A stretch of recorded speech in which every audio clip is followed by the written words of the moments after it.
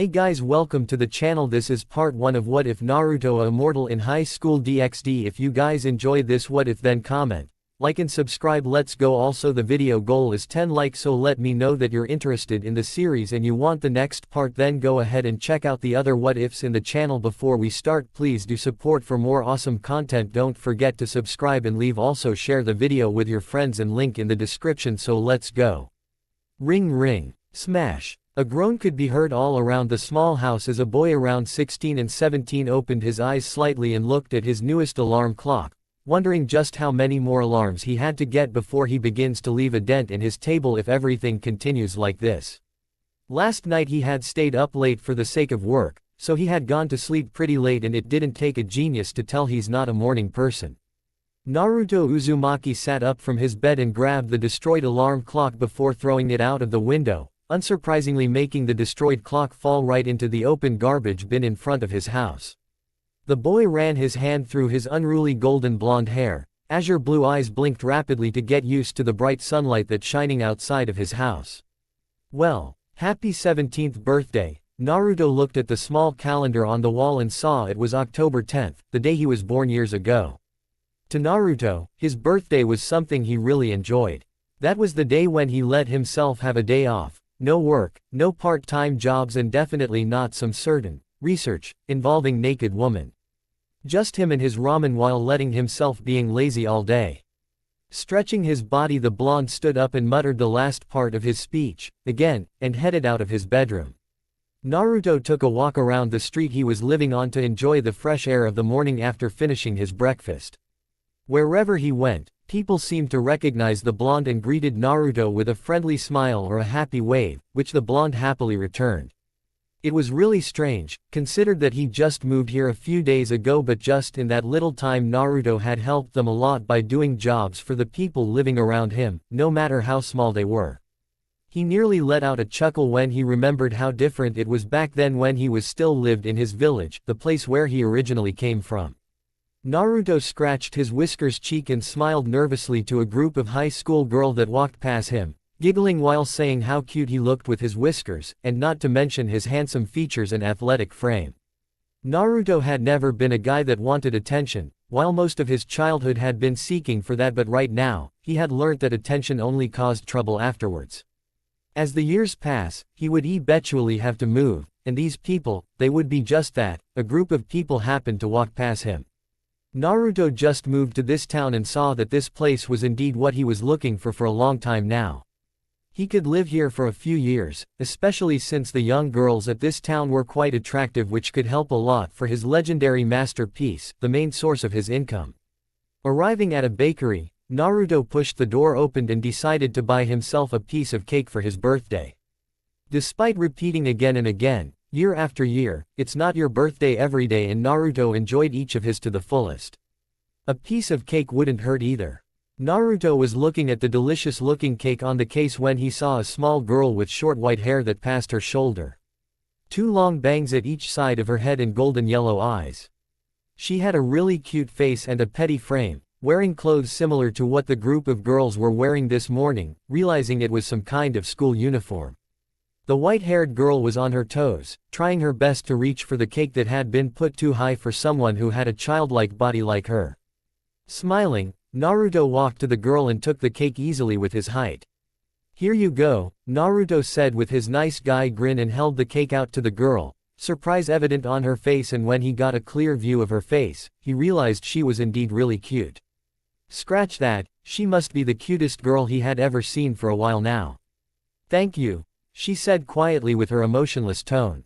This girl really reminded him of those masked guys back home, especially one of his friends, who never smiled nor put any emotions in their tone.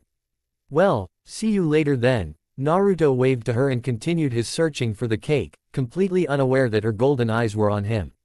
Kaneko Tuju continued to stare at the blonde for a few seconds before turning her heels and deciding to head to school. For a brief second she swore she had felt something coming from that blonde, and it was quite familiar to her, but Kaneko couldn't place it. She had never seen him before. His appearance clearly showed that he was a foreigner, yet his voice had a clear Japanese accent. She would have to talk to her master later about him. Naruto paid for the cake before walking out of the store, not forgetting to flash a friendly smile to the shopkeeper which made her blush furiously. The blonde, while walking back to his home, couldn't help but see more and more high school students coming from the opposite way of him, talking and laughing at each other, and all of them were wearing the same uniform for boys and girls, the same with the girl at the bakery. Curious, Naruto followed them to see what their school looks like. He missed that feeling after all. It had been years since his last school, and the blonde still remembered the feeling of a normal student at this age. While school life was completely boring and not the way he wanted it to be, Naruto really liked the strange taste schooling filled in his life and couldn't wait to start it again. Just a few moments later, Naruto stood in front of the school in the name of Kuo Academy. The boy felt himself let out a small wow, looking at the size of this school and the elegant feeling from it. Whoever owned this place must be insanely rich, or just insane enough to build a school like this for normal high school students.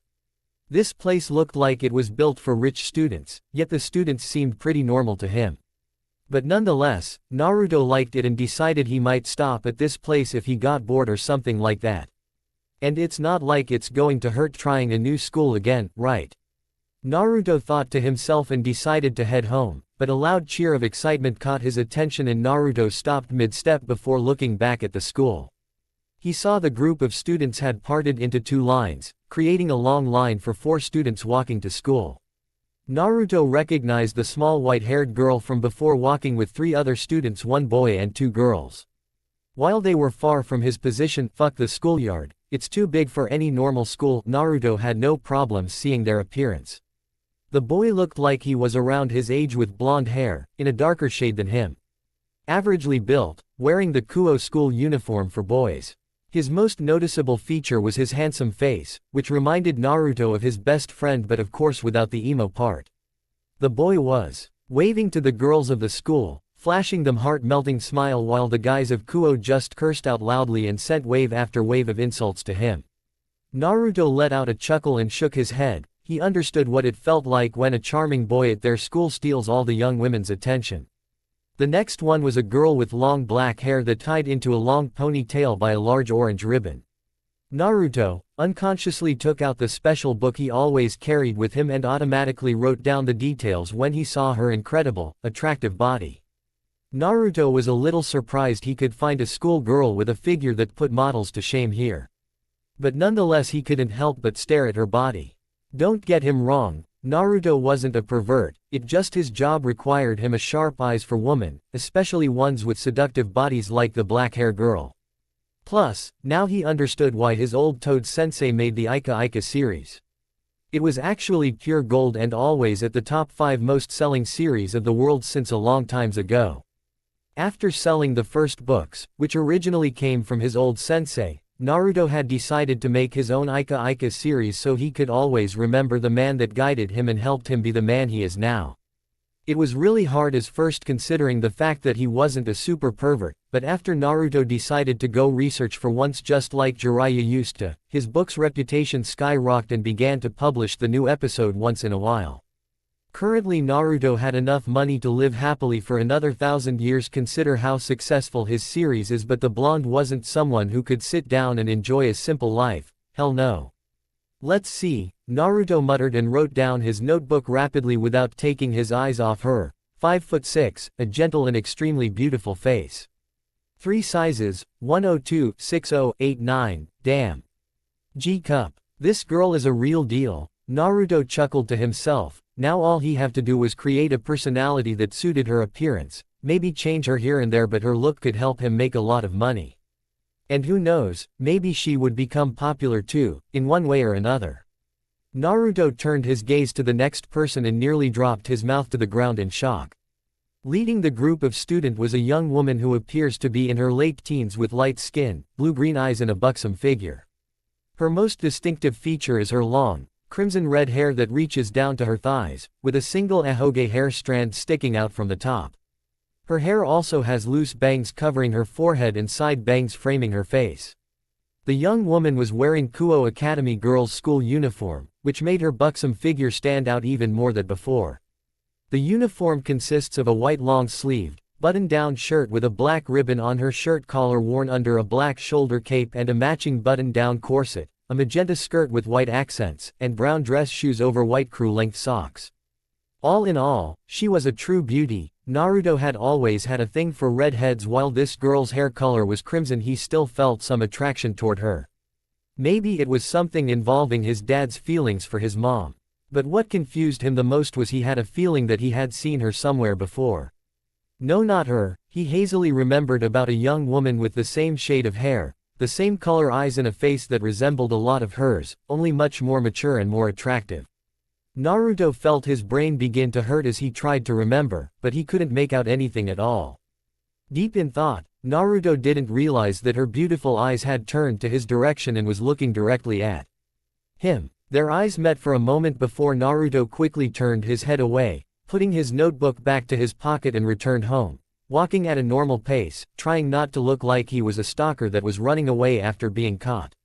Rias Grimori's eyes followed the mysterious young man with a frown on her face, wondering who was he. Naruto bit another mouthful of his croissant before taking his notebook and continued writing down his research for the next volume of the Ica series. His azure eyes had been replaced by a pair of light purple ones, with the veins around his temples becoming more noticeable, looking at the couples who were making passionate love to each other. In most situations, Naruto would do the research himself, which meant spending some quality time with voluptuous women whom he could easily charm using his years of experience. But right now he wasn't in the mood and preferred using the old peeking methods to do the research. Naruto then stopped his writing and thought about the group of students he saw this morning. It was clear that they were not human. He didn't know what to call them, but they definitely didn't feel like humans. At first he thought they were some kind of alien species invading Earth, but he believed they weren't those ugly creatures with green skin that went to Earth and said, "Take me to your leader," and the aliens he had seen on TV couldn't hold a candle to the looks of the students from earlier, not if they had henge or something akin to that to change their appearance. Naruto then remembered the crimson-haired girl who had confused him the most after he saw her. Who was she? That question had been bugging him all day, and yet he still had no idea, but the blonde felt like he had seen that face before. Not the girl herself, but from somewhere else before. It was really frustrating as Naruto thought deeper and deeper about it. Her hair color was truly unique, and of course Naruto would remember that kind of hair color if he had seen it somewhere before. He was quite smart, but clearly he was no genius. His noisy friends weren't any help either. Now he wished he hadn't refused his pineapple-haired friend's offer to help him improve his intelligence from a long time ago. Swallowing the last piece of his croissant, Naruto looked at his notebook, which was already filled with so many ideas that pervy sage would pass out from a massive nosebleed. Naruto looked around and smiled slightly when he saw a helicopter heading his way. As much as he wanted to play a prank, this wasn't the time for that, and he really didn't want to freak anyone out. Deactivating his eyes, Naruto gently let himself fall from the top of the Eiffel Tower just before the light of the helicopter could catch him. The blonde closed his eyes as he enjoyed the gusts of wind that blew past his face. Just before becoming a splatter mark on the ground, Naruto snapped his eyes open and disappeared in a flash of yellow, leaving Paris silently. Rias Grimori frowned when she saw that mysterious boy walk past her school once again, seemingly in a hurry while carrying a small bag in his hand. The blonde had been on her mind lately, after seeing him looking at her with confusion in his eyes. Rias didn't know why, but she swore she had seen him somewhere before. With his whiskered cheeks and unique features, he would stand out a lot, and there were no way she could forget someone like that. Not only that, Kaneko had told her about the strange feeling coming from him when she met the blonde at the bakery. While Rias felt absolutely nothing from him and knew that he was a normal human, she couldn't help but felt something off about the blonde. The way he carried himself seemed rather strange somehow, not to mention the way he observed his surroundings. He was truly an enigma. Rias turned to her black-haired queen and saw she was reading a familiar orange book while giggling perversely.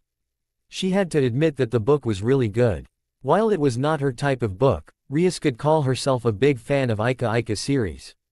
Still, she hoped the current author of the series could come out of the shadows and let the world know who he or she was. Minato Namikaze, Jiraiya the Toad Sage, Kushina Uzunaki, and nearly 100 years ago it was Sasuke Uchiha. It was like each family generation would take over the series after 60 or 70 years, maybe it was a family tradition. Getting back to her current business, Rias watched as Naruto Uzumaki began to wander around the school, taking out a small notebook and writing down something rapidly. Just as she began to wonder what he was writing, the infamous perverted trio of Kuo Academy ran across the schoolyard screaming in fear as the girls of the Kendo Club chased after them in anger, bakans in their hands. Rias nearly let out a soft giggle when she saw Issei Hyodo, the boy she was keeping an eye on, being chased around and still couldn't believe that he was the current best candidate for her peerage. Just then, she saw the blonde finish his writing and put the notebook back into his pocket and walked away. Rias sighed and decided to take a bath, wanting to clear her mind. Maybe the blonde was just that, a boy that happened to pass by Kuo Academy. He was just that, a human with nothing special. But just before Rias could turn her head away, her eyes widened in shock when she saw the boy stop in his mid-step and turn back, bringing his hand up and waving happily to her direction. Rias nearly jumped from the surprise while looking around to search for any student that was waving back at him, but then realized she was the only one in his eyes' sight.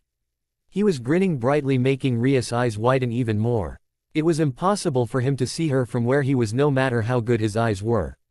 Unconsciously, Rias brought her hand up and waved slightly to him with shock evident on her face.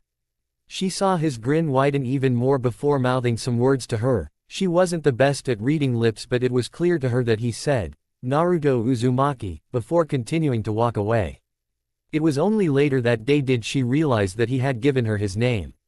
"Bushu, something wrong?" Akano looked up from her book and asked her master with her usual gentle smile. "Nothing, Akano, nothing at all," Rias said slowly before standing straight up. Folding her arms under her large breasts, Rias let out a smile before making a mental note of getting to know him. Turning around, she immediately headed to the student council's room to find any information she could about the new guy in town. "Here's your ramen." Naruto grinned and put 3 bowls of ramen down on the table. "Uzumaki-san, 2 more please." "On it," Naruto shouted out and quickly returned to the stand and made another bowl of ramen.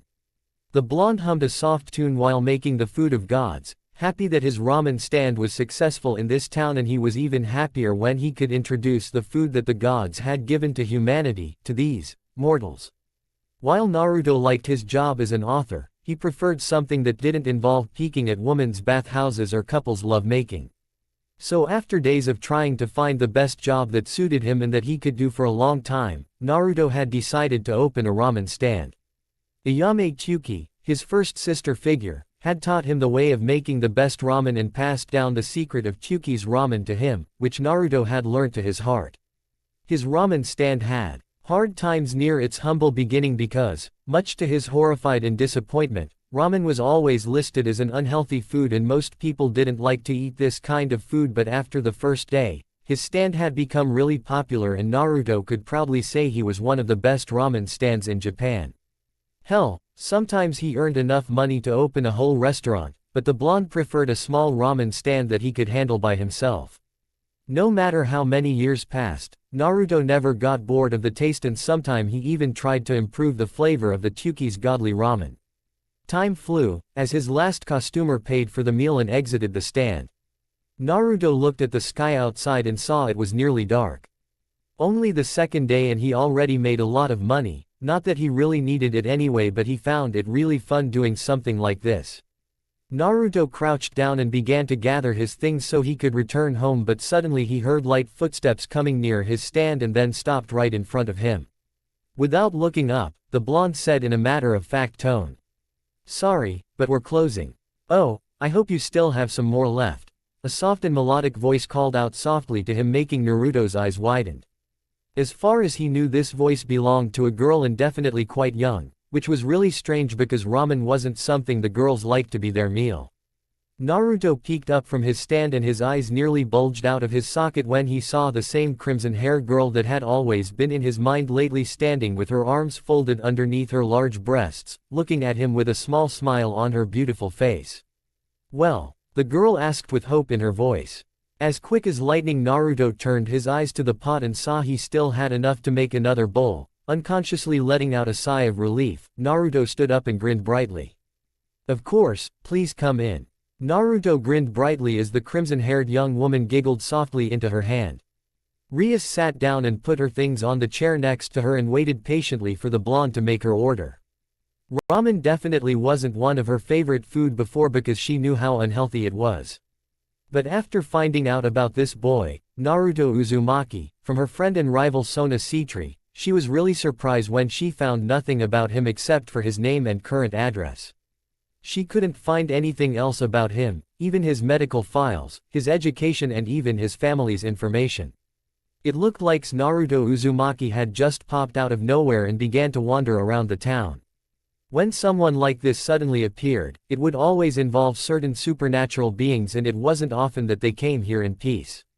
But after a few days of Kiba keeping an eye on him, she found nothing suspicious and even Rias could not sense the slightest special power coming from him. No sacred gear, no power, nothing, he was just an ordinary human. But that was why she wanted to get to know him even more than before. So, Rias said while resting her elbows on the table, wanting to start a conversation with him to know more about the blonde, "You're new here?" "Yeah." Naruto smiled as he poured the ramen into a bowl, "One moved here around a week ago." Then he turned his azure eyes to her, "And what about you? What brings a lady like you to my humble ramen stand?" "Just wanted to try something new," Rias said, making Naruto raised an eyebrow. "You know, there's not a lot of ramen stands around here and based on your previous customer's face, I think your ramen must be really good then. Here you go, you should try for yourself," Naruto said before putting a steaming bowl of ramen down to the table in front of Rias. He was lucky that he hadn't put out the fire yet and there were still enough materials to make one more bowl. "Itadakimasu." Rias took a pair of chopsticks and spoon from Naruto before taking the first noodles from the bowl. Slowly putting the food into her mouth, Rias could tell that the ramen was indeed really good. She had eaten ramen a few times before with her friends, but this ramen had a really unique taste to it. "Wow, it's really good," Rias said happily after swallowing the noodles, making Naruto grin. "Thanks, I'm Naruto Uzumaki by the way, of course you already know my name," Naruto said before sitting down on a chair behind the stand. "Rias Grimoire, nice to meet you." Rias bowed her head a little before continuing to eat her meal. "Rias Grimoire." Naruto repeated her name, "What a strange name," Naruto said blankly, though he couldn't help but feel a little familiar with that surname.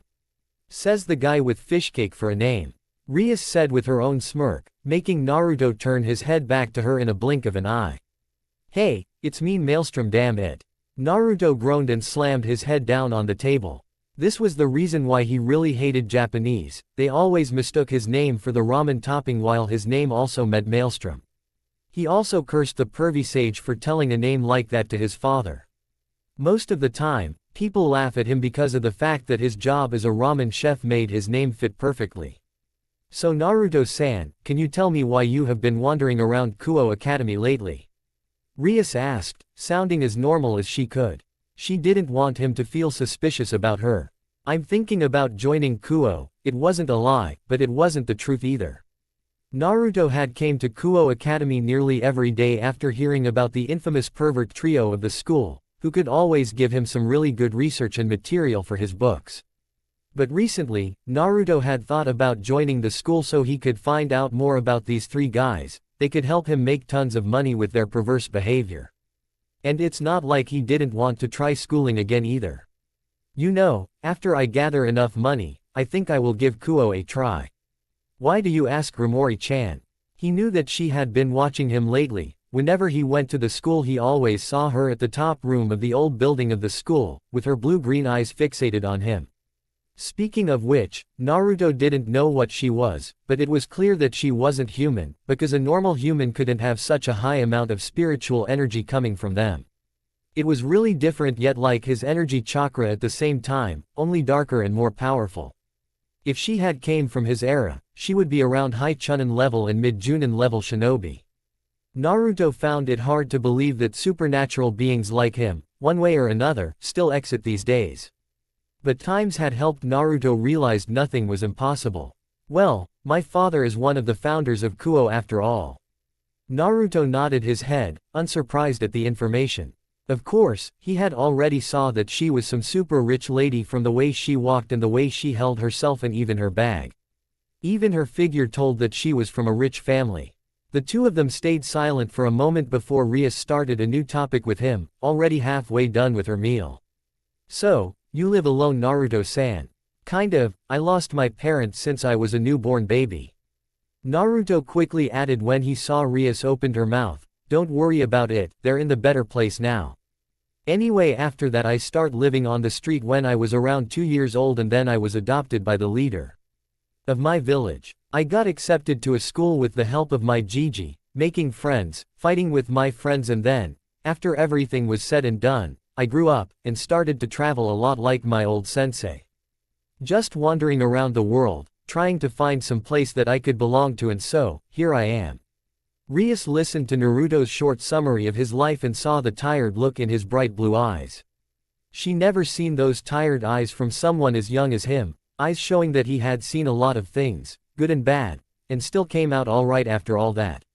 She wondered what happened during his life that caused him to have a look like that. Anyway, Grimoire-chan, what's your story?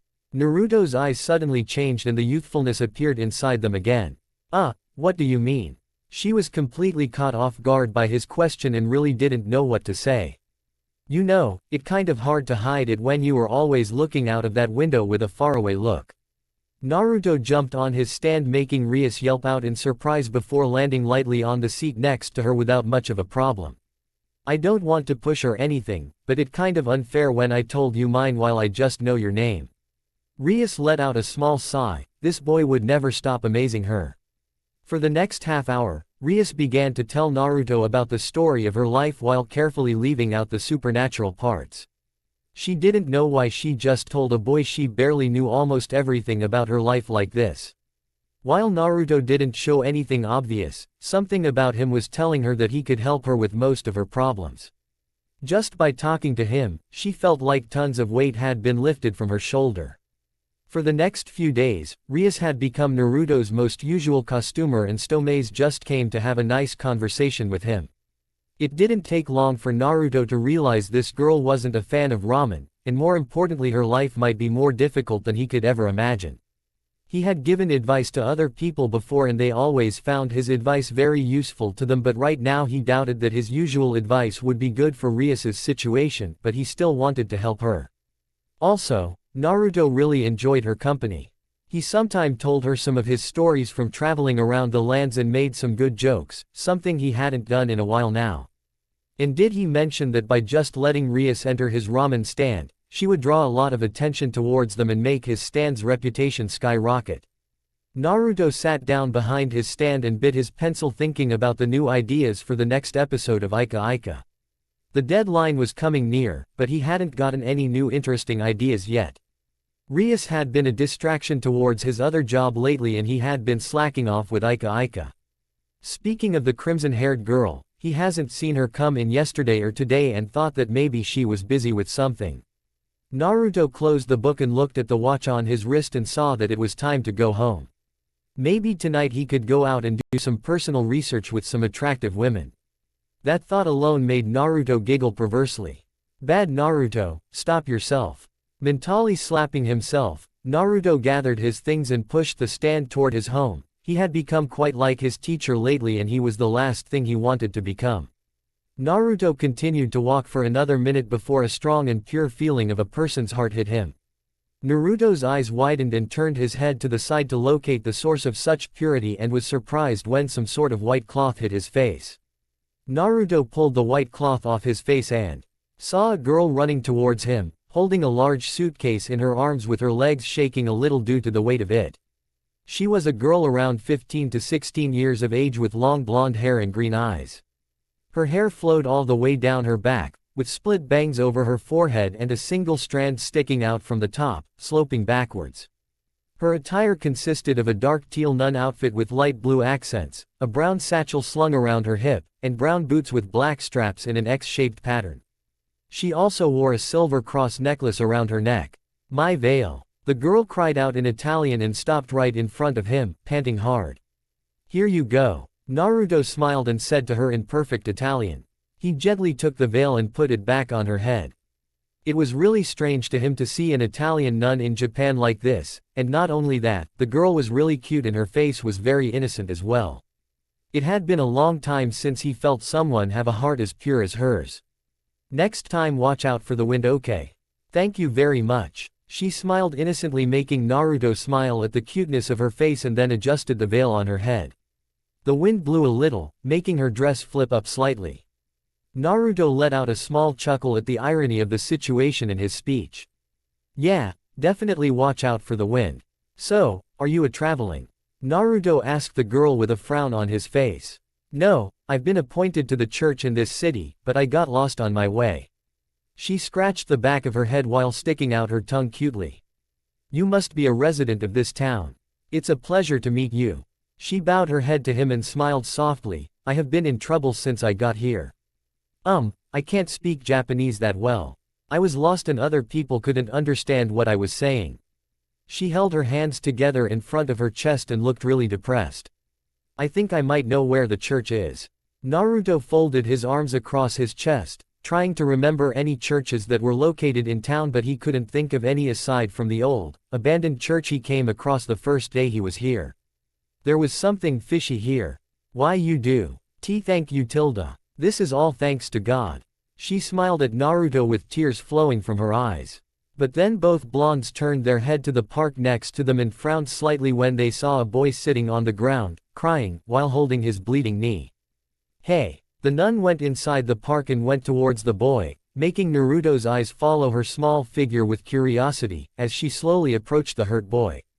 Are you okay? Boys shouldn't cry with a minor injury like this. She patted the boy's head gently. It was obvious that the small boy didn't understand what she was saying. But the sister had a very kind expression on her face that made him stop crying and look at her. The sister put her hand where the boy was injured, and then Naruto froze in shock at what he was seeing. If he was drinking water, then Naruto would have done a spit take when he saw a green orb of light appear on the sister's hand and placed on the boy's knee. In a blink of an eye, the wound slowly closed, leaving no scar or any trace indicating that a wound was ever there. There was no way the girl had a similar power to him, right? He knew that supernatural beings were still out here, especially after his meeting with Ryusuke, who held some kind of strange power inside of her. While aware of their existence, Naruto had absolutely no interest in messing with them. He was just a wanderer who preferred a normal, peaceful life, and he knew that if he got involved in their business, he would only give himself a headache and trouble. But still, this girl just showed him something he had never seen before, aside from his old teammate and the woman he considered his Ba-chan, and even her assistant as well. No, Naruto thought to himself as he watched the girl smile gently to the now smiling boy, her power might even outmatch them. I might need a drink tonight. Naruto thought as he massaged his temples. His sensei always said beautiful girls always bring trouble to you, and maybe he was right after all. The boy's mother was in shock. Naruto really couldn't blame her at all. Anyone who sees unimaginable things would have a similar reaction. Here, your wounds are healed. The pain should be gone now. The sister patted the boy's head and looked at Naruto with the same innocent smile. I'm sorry, but I had to. She laughed while sticking her tongue out. The boy's mother, who was shocked before, shook her head and then grabbed the boy's hand so they could leave quickly. Thank you, Oni-chan. The boy smiled widely and waved happily to her. The nun just stood there in confusion but nonetheless waved back at him. This kind of behavior between humans always made Naruto feel really good, and it was nice to see there was still someone with so much caring in them. He said, "Thank you, Oni-chan." She smiled happily after Naruto translated for her. Anyway, that power. Yes, it's the power to heal.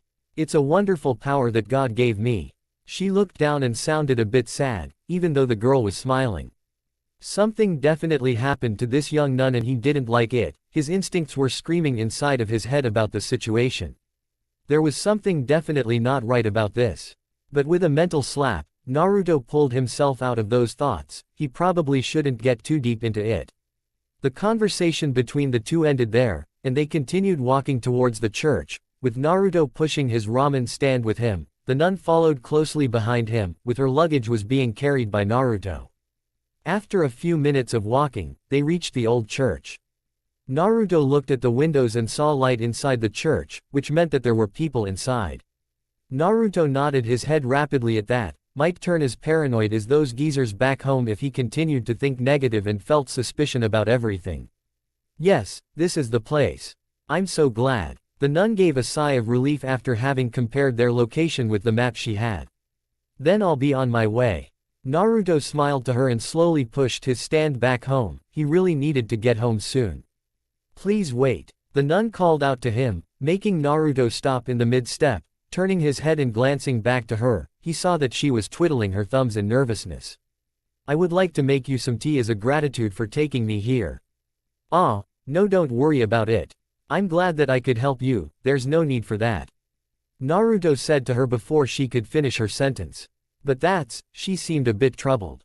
The nun probably wanted to make him some tea to show her gratitude, and as much as Naruto wanted to enjoy it with her, he had a schedule to follow and Rias had been enough of a distraction to him already. My name is Naruto Uzumaki. What's your name? He asked kindly to her. My name is Asia Argento. Please call me Asia. She smiled brightly. Then, Sister Asia, let's meet again. Yes, Uzumaki-san, I will definitely come and see you. Asia bowed her head down. Naruto left the place after waving his hands towards her, and he could tell that she watched him until he was out of her sight. Naruto understood that she was a good girl, but it was clear that he wouldn't meet her anytime soon. The life he was living wasn't something he wanted an innocent girl to be involved in, no matter how special she was. Little did he know that his fateful meeting with her would be the start of an upcoming headache for the blonde immortal shinobi that would last for a long time. Naruto sighed deeply as he ran his finger around the lip of the glass of wine in his hand. Sitting with his head propped up by his arm at a table of one of the most expensive and popular bars located in Las Vegas. Naruto really wanted to get drunk, but he understood that no matter how hard he tried, the alcohol that passed through his mouth and down his throat and into his gut was just like a small glass of water he drank every day. He could savor the feeling of the wine, but couldn't get drunk. At times like this, Naruto wanted nothing more than to find some way to kill himself without hurting the friends he got in his gut. He had tried suicide before, but none of the methods he used really had any effect on his immortal body. Living so long without any connections, no friends, nor family, and even trying to distance himself from people around him, it was truly a miracle he hadn't gone insane and destroyed the world just for the fun it could bring to his boring life. Naruto sighed and asked the bartender to refill his glass. The blonde knew he was drawing a lot of attention from the opposite sex in the bar, but none of them had the courage to come and talk with him because of him exuding an aura that just screamed, "I don't want to talk, so fuck off." "I will take the same at him, please." A gentle and feminine voice snapped Naruto out of his thoughts. He turned his head to the newcomer who just sat down next to him and nearly dropped his jaw from shock. The woman had bright silver hair that flowed down her back like a waterfall. She didn't wear any makeup, but her face was breathtakingly beautiful. Her clothes looked like they were made from an extremely fine silk. She was wearing a black shirt with yellow trims at each side, which hugged her body perfectly while parting aside at the lower part, exposing her midriff, made her look extremely sexy yet elegant at the same time. Around her neck and shoulder was a long, light green scarf made from light material, which reached all the way down to her hips. She was wearing an extra short skirt, splitting at the left side of her thigh, showing delicious creamy skin and her mile-long legs with sliver high heels that just tied the entire outfit together. Immediately Naruto knew this wasn't any ordinary woman. She was a high-class lady, and just the feeling of her aura was enough to tell him everything about her. A memory flashed through his mind as he looked at the woman sitting next to him, but left as quickly as it appeared, making Naruto wince in pain as his brain began to hurt. He stared at her in confusion. Her eyes slowly gazed his way and smiled seductively at Naruto. The blonde just gulped nervously before opening his mouth to start a conversation. "Hello," he spoke out somewhat nonchalantly, "what's a lovely lady such as yourself doing at a bar like this?" "I don't know, maybe I just want to find someone to talk to." "What about you then?" the woman asked softly and rested her chin on her hand, looking at him with half-lifted eyes. "Well, you know the usual things about boring life and stuff." Naruto smiled, looking for some way to forget about all of them. "Do you want to join me, Miss Lucifuge, Graphia Lucifage?" The silver-haired woman, Graphia, whispered seductively into his ear. "Let's hear your stories, shall we, Naruto Uzumaki-sama?" He never questioned how she already knew his name. "Here you go, everything's fixed." "Oh, thank you, Naruto-kun." The The woman smiled brightly, seeing her water pipe had been fixed. "Don't worry Oba-san, I'm happy that I can help you," Naruto said while shaking his head with a smile on his face before standing straight up and heading out. "See you later then Oba-san," and ran out of the house before the old lady could find some way to repay him, even though fixing the water pipe was everything he had done for her. Naruto slowed down and began walking down the street, enjoying the warm sunlight of a new day. His mind slowly went back to the silver-haired woman he met 2 days ago who later spent a hot and passionate night with him. Now thinking back to that day, Naruto swore he saw confusion and disbelief in her eyes when she looked at him, but she hid it rather skillfully, too skillfully for his liking, especially for a lady nowadays. It really didn't help that her beauty was completely unnatural. Naruto cursed his luck with women. Jiraiya used to say the same thing to him about his luck with them was as bad as his with money, and back then Naruto didn't believe him one bit. Not even a month and he already met 4 beautiful and lovely young women in a breathtaking beauty. But who was he to complain about that? After all, he nearly finished the next volume of Ika Ika thanks to Graphia's kindness 2 nights ago. It was still hard to believe that there was someone could match his stamina. However, it was clear to him that she wasn't human. After meeting a hot, crimson-haired young woman and a blonde nun with healing powers, he couldn't find himself surprised at the situation anymore. But it was rather strange to say the least, considering that he never met some of them in his life until now. Their unique features would make him notice them, especially if they were drop-dead gorgeous like Rias or Graphia, and he doubted that that black-haired, busty girl wasn't like them as well. While at the same time, he could say that Asia was indeed human. Oi, out of the way. Deep in thought, Naruto just realized a boy with brunette hair and a lecherous face, who he recognized as Issei Hyodo from the perverted trio of Kuo Academy, screamed out in terror as he drove his bike towards him at blinding speed. Naruto's mind whirled into action, trying to calculate which way to dodge the incoming bike that would most likely crash into him in just a few seconds. He had 2 options. The first was to jump into the air to avoid the boy, but he would have to jump really high to get out of the way, which would raise some unwanted questions.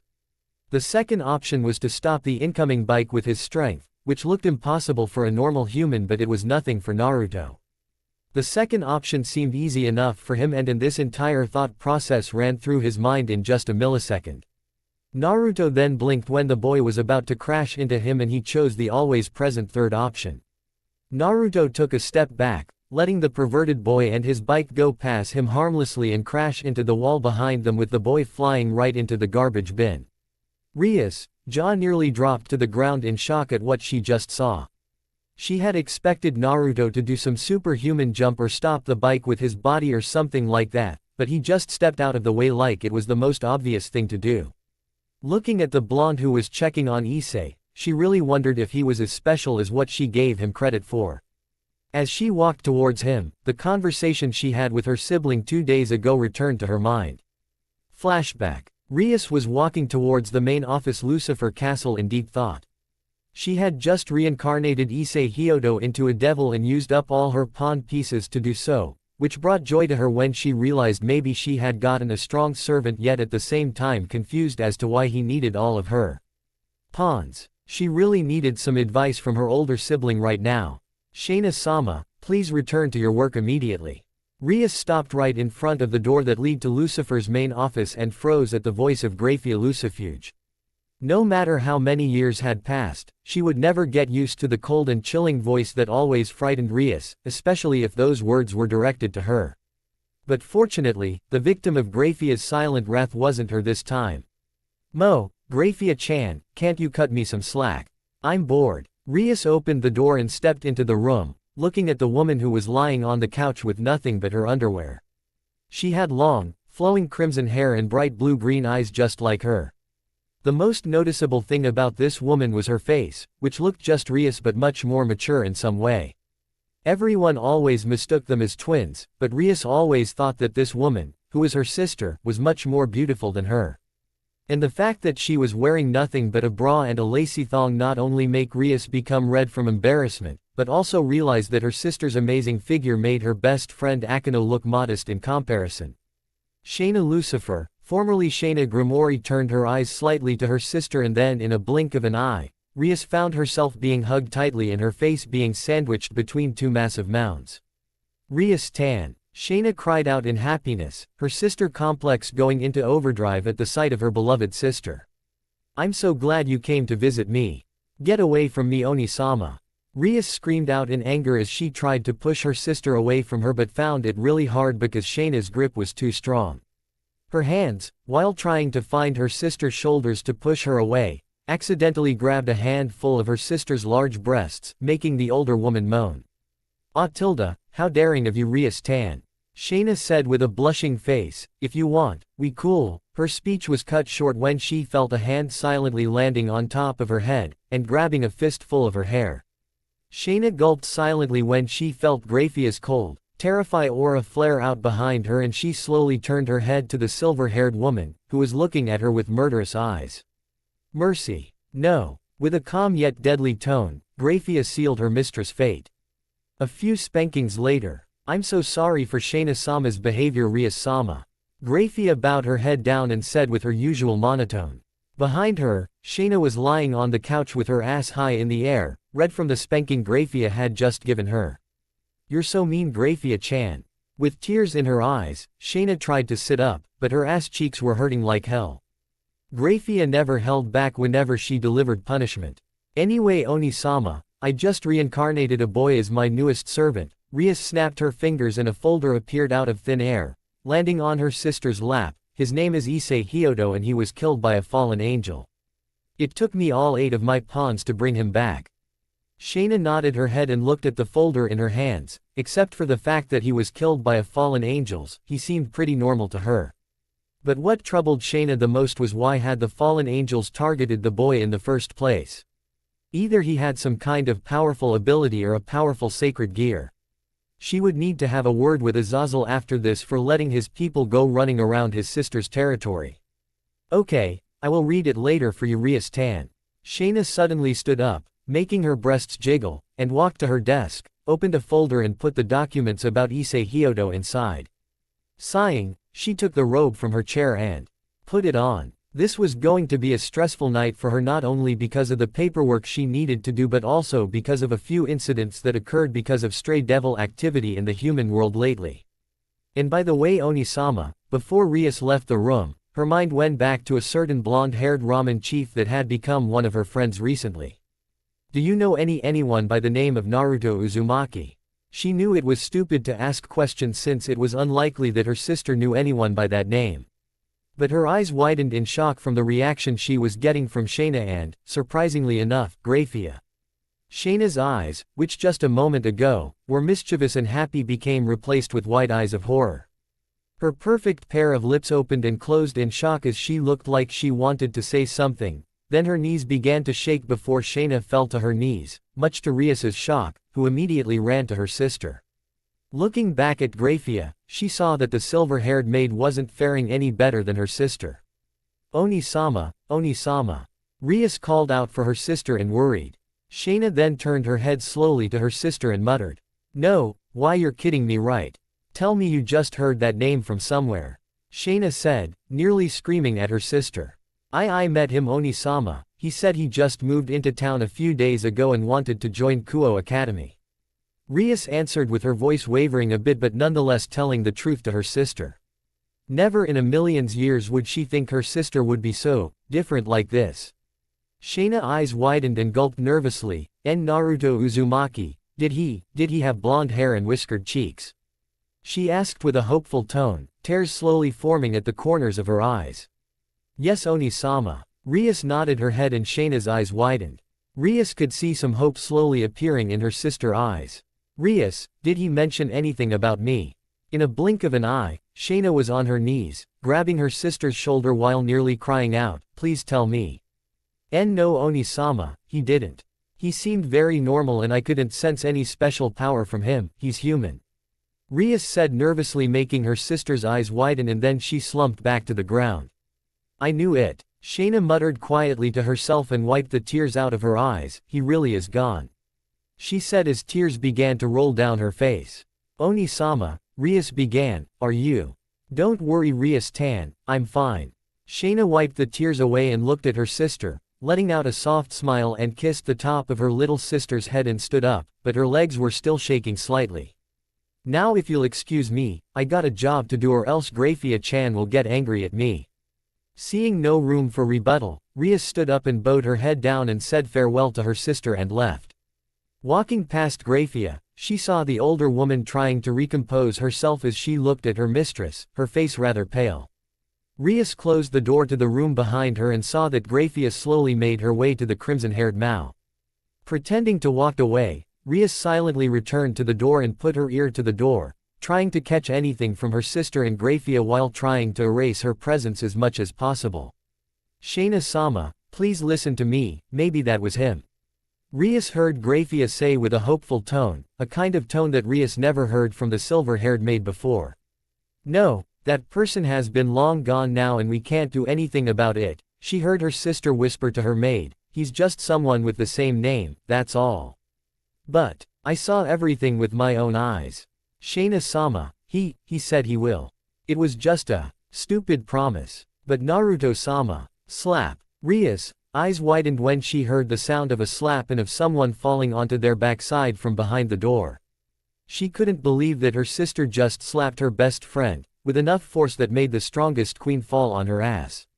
"Shut up," she heard her sister say in a cold and deadly tone, "don't you dare say his name again, Graphia. Where were you when he fought for me and Milika's? Where were you when he tried to protect the underworld with his life while at the same time trying to take back Malika's? Where were you, huh? He's dead, you hear me? Naruto Uzumaki is dead and."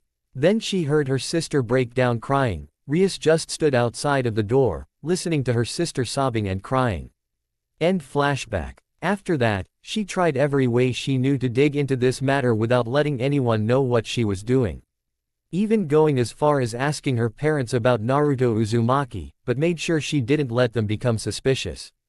To say she got the same reaction from her parents was an understatement. It was clear that her family knew about Naruto and he must be really close to them.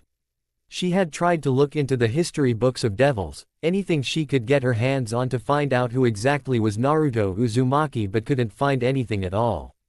That was when she realized that all information about him had been wiped out of existence and the only ones who had enough power to do something like that was her sister, Shana Lucifer, who was the Crimson Mao and the leader of Devil Faction. She didn't know why she did that, but remembering the pain-filled cries of her sister, Rias knew something had happened in the past. She had found an old newspaper from nearly 11 years ago and found out that the hospital her sister stayed at when she gave birth to Milika's had been attacked and they were the only survivors that day. Rias shook her head rapidly to clear all the thoughts out of her mind because Naruto was nearing her. Looking right through her was something she knew Naruto was very good at. He can always tell if something was troubling her or not, and right now making her friend feel suspicious of her wasn't something she wanted to do. "Ohayo Naruto-kun," Rias called out to the blonde who was trying to help a half-conscious boy to his feet. Looking at his bruised head, she felt rather bad for asking Issei doing something like that.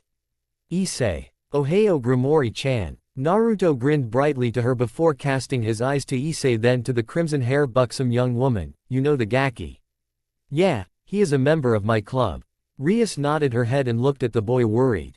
"I hope he's alright." "Well, in this condition he isn't waking up anytime soon." Naruto sighed. "Do you know where his house is?" "Of course, Naruto-kun, we better take him home before his parents get worried," she said and walked to the fallen bike. Issei was going to need this if he wanted to do devil jobs again.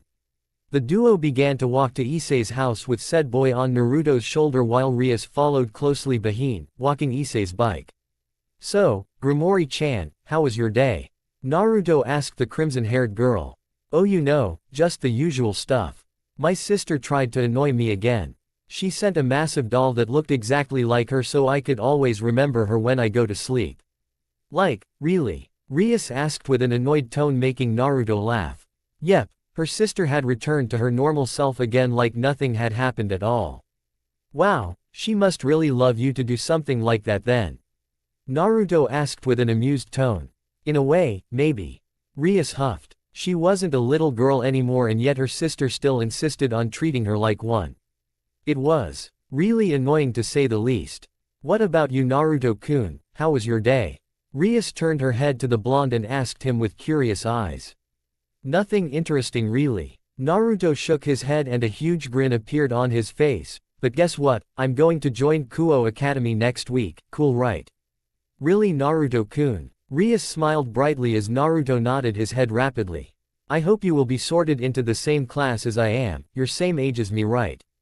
Oh, I can't wait to introduce you to my friends. Naruto chuckled seeing Rias's happy face, she looked so beautiful like this. The two continued to talk with each other about random stuffs all the way to Issei's house and gave the boy to his parents. To say his parents were shocked when an extremely beautiful and attractive girl along with a handsome young man carried their pervert son to their home was an understatement. Naruto and Rias soon parted ways as the crimson-haired girl needed to meet up with her friends, but she didn't leave without promising to visit his ramen stand later. Feeling a little hungry, Naruto decided to head to the nearest food store that was in town to buy something to eat. His eyes then widened in surprise when he saw a familiar blonde-haired girl standing in front of the small restaurant's door, looking rather nervous and indecisive over whether she should enter or not. Oi, Asia-chan. Naruto called out to the girl and waved his arm widely to the younger blonde. Uzumaki-san, Asia said in surprise when Naruto stopped right in front of her with his hands in his jacket's pockets, then her face broke out into a beautiful and innocent smile. It's good to see you again, Uzumaki-san. She bowed her head down to him. Me too, Asia-chan, and no need to bow, Naruto said cheerfully to the girl and turned his eyes slightly to the restaurant. You want to come in? No Uzumaki-san. Asia said with a small blush on her face. You don't have money, do you? Naruto scratched his chin while looking at Asia's face, lowering his head down to her eyes level making her blush deepen. Don't worry, let's go in, the bill's on me. He patted her head softly before taking her, pulling her with him into the restaurant, not leaving any room for her to decline his offer. Naruto sat down with Asia at a table nearby the window and ordered an extra big burger for her, who seemed like she would need a lot of nutrition to survive and grow up. Not that he minded his friend having a cute, petite body like this. Asia took the burger nervously into her hands and looked at Naruto in wonder. The blonde nodded his head and smiled kindly to her, making Asia blush again. She brought the burger closer to her mouth and she took a small bite. So good, she moaned and began to chew, this is so delicious. Naruto chuckled at the girl's antics as she took another bite. Just wait till I introduce you to the wonder that is ramen. He thought. You sound like you haven't eaten burger before. Naruto said, raising an eyebrow as she stopped eating and looked at him. Well, at my old church we only eat bread and soups, Asia said, I sometime eat pasta and vegetables too. Really? What are they thinking anyway? Feeding a growing girl something like that? Naruto muttered the last part. He had encountered a few priests and nuns before in his life while traveling in Italy and they weren't always in his good book like Asia. The blonde took his food, which was pizza, and began to eat while looking out of the window. Both blondes didn't talk much after that as they silently enjoyed their foods while Asia was looking at Naruto with curiosity in her eyes. She didn't understand why he was so good to her, but the short amount of time they spent together allowed Asia to tell that he was indeed a good person and had a good heart. In fact, Naruto was the only one who had showed kindness to her since that happened. Finished with his pizza, the blonde looked at Asia to see she just finished with the burger too. He then ordered a drink for both of them and Naruto looked at Asia, whose eyes were looking at the giant roller coaster in the distance. Smiling at the girl, he silently brought his hand in front of her face and snapped his fingers, knocking her out of her trance. Yes, Uzumaki-san. Asia turned her head to him but was met with a poke to her forehead. Owie, what's that for? She asked while holding her forehead, tears forming at the corner of her eyes. Naruto's poke was really strong. It felt like, if he wanted to, he could poke a hole through her forehead. First, enough with that, Uzumaki-san, nonsense because it's making me sound like an old man. Please call me something different. Naruto mentally congratulated himself because oh how ironic his statement was. Second, do you want to go that amusement park? No ouchie. Asia winced when Naruto poked her forehead again and glared playfully at her. Naruto ni sama. But she was caught off guard when Naruto caught her wrist and pulled her up. Let's go Asia-chan, I guess you never went to one of those before right? Naruto asked with a grin. To say the least, he felt kind of good having a cute-looking girl like her calling him Ni-sama. Wait, Naruto Ni-sama, Asia called out, but Naruto's grip on her wrist was too strong for her to break out from, but it didn't hurt at all. The blondes quickly ran out of the shop, leaving behind a good amount of money to the waitress without looking at the bill, and headed to the amusement park. Running while laughing, Naruto slowly made his way to the amusement parks with Asia right behind him, making sure he didn't run too fast so Asia could follow him. They arrived at their destination shortly after, and Naruto bought 2 tickets for both him and Asia and entered the park. Both blondes went to shop after shop in the park, played game after game, and Naruto had bought a lot of gifts for Asia. The nun had never had so much fun before in her life.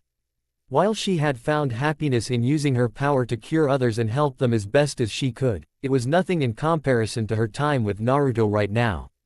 What is it, Naruto Ni-sama? Asia, holding a big stick of cotton candy in her hand, asked the blonde next to her when she saw him looking around. I need to go to the toilet, Naruto said while scratching the back of his head, laughing nervously while Asia just looked at him. Telling the younger blonde that he'd be back, Naruto quickly drifted off to relieve himself. Asia relaxed into the bench near her and began to eat the cotton candy Naruto had bought her. She patiently waited for Naruto to return. A sad expression slowly made its way to her face as she remembered what happened a few days ago. Asia looked at the cotton candy and felt a little warmer inside of her chest. She always had everyone love because she was the holy maiden, whose power could cure any wound and always held a strong and innocent heart. However, this was the first time anyone had given her any kindness without asking anything in return, even though they had just met for a few times and barely knew each other. Asia wondered how Naruto would react when he found out about her. Before she could go further into her thought, Asia realized she was looking at the brightest blue eyes she had ever seen in her life. Hello Asia-chan, are you in there?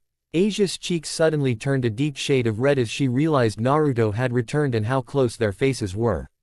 Naruto Ni-sama, Asia spluttered, trying to lean further back, but she couldn't because her back was already pressed to the back of the bench. You have been spacing out for a whole minute, Asia-cha, sorry for making you wait for so long. Naruto chuckled while scratching the back of his head. Anyways, let's get going Asia-chan, there are still a lot of fun things left to do. Without waiting for Asia, he quickly grabbed her wrist and pulled her to the nearest game station while the blonde nun was smiling softly at Naruto.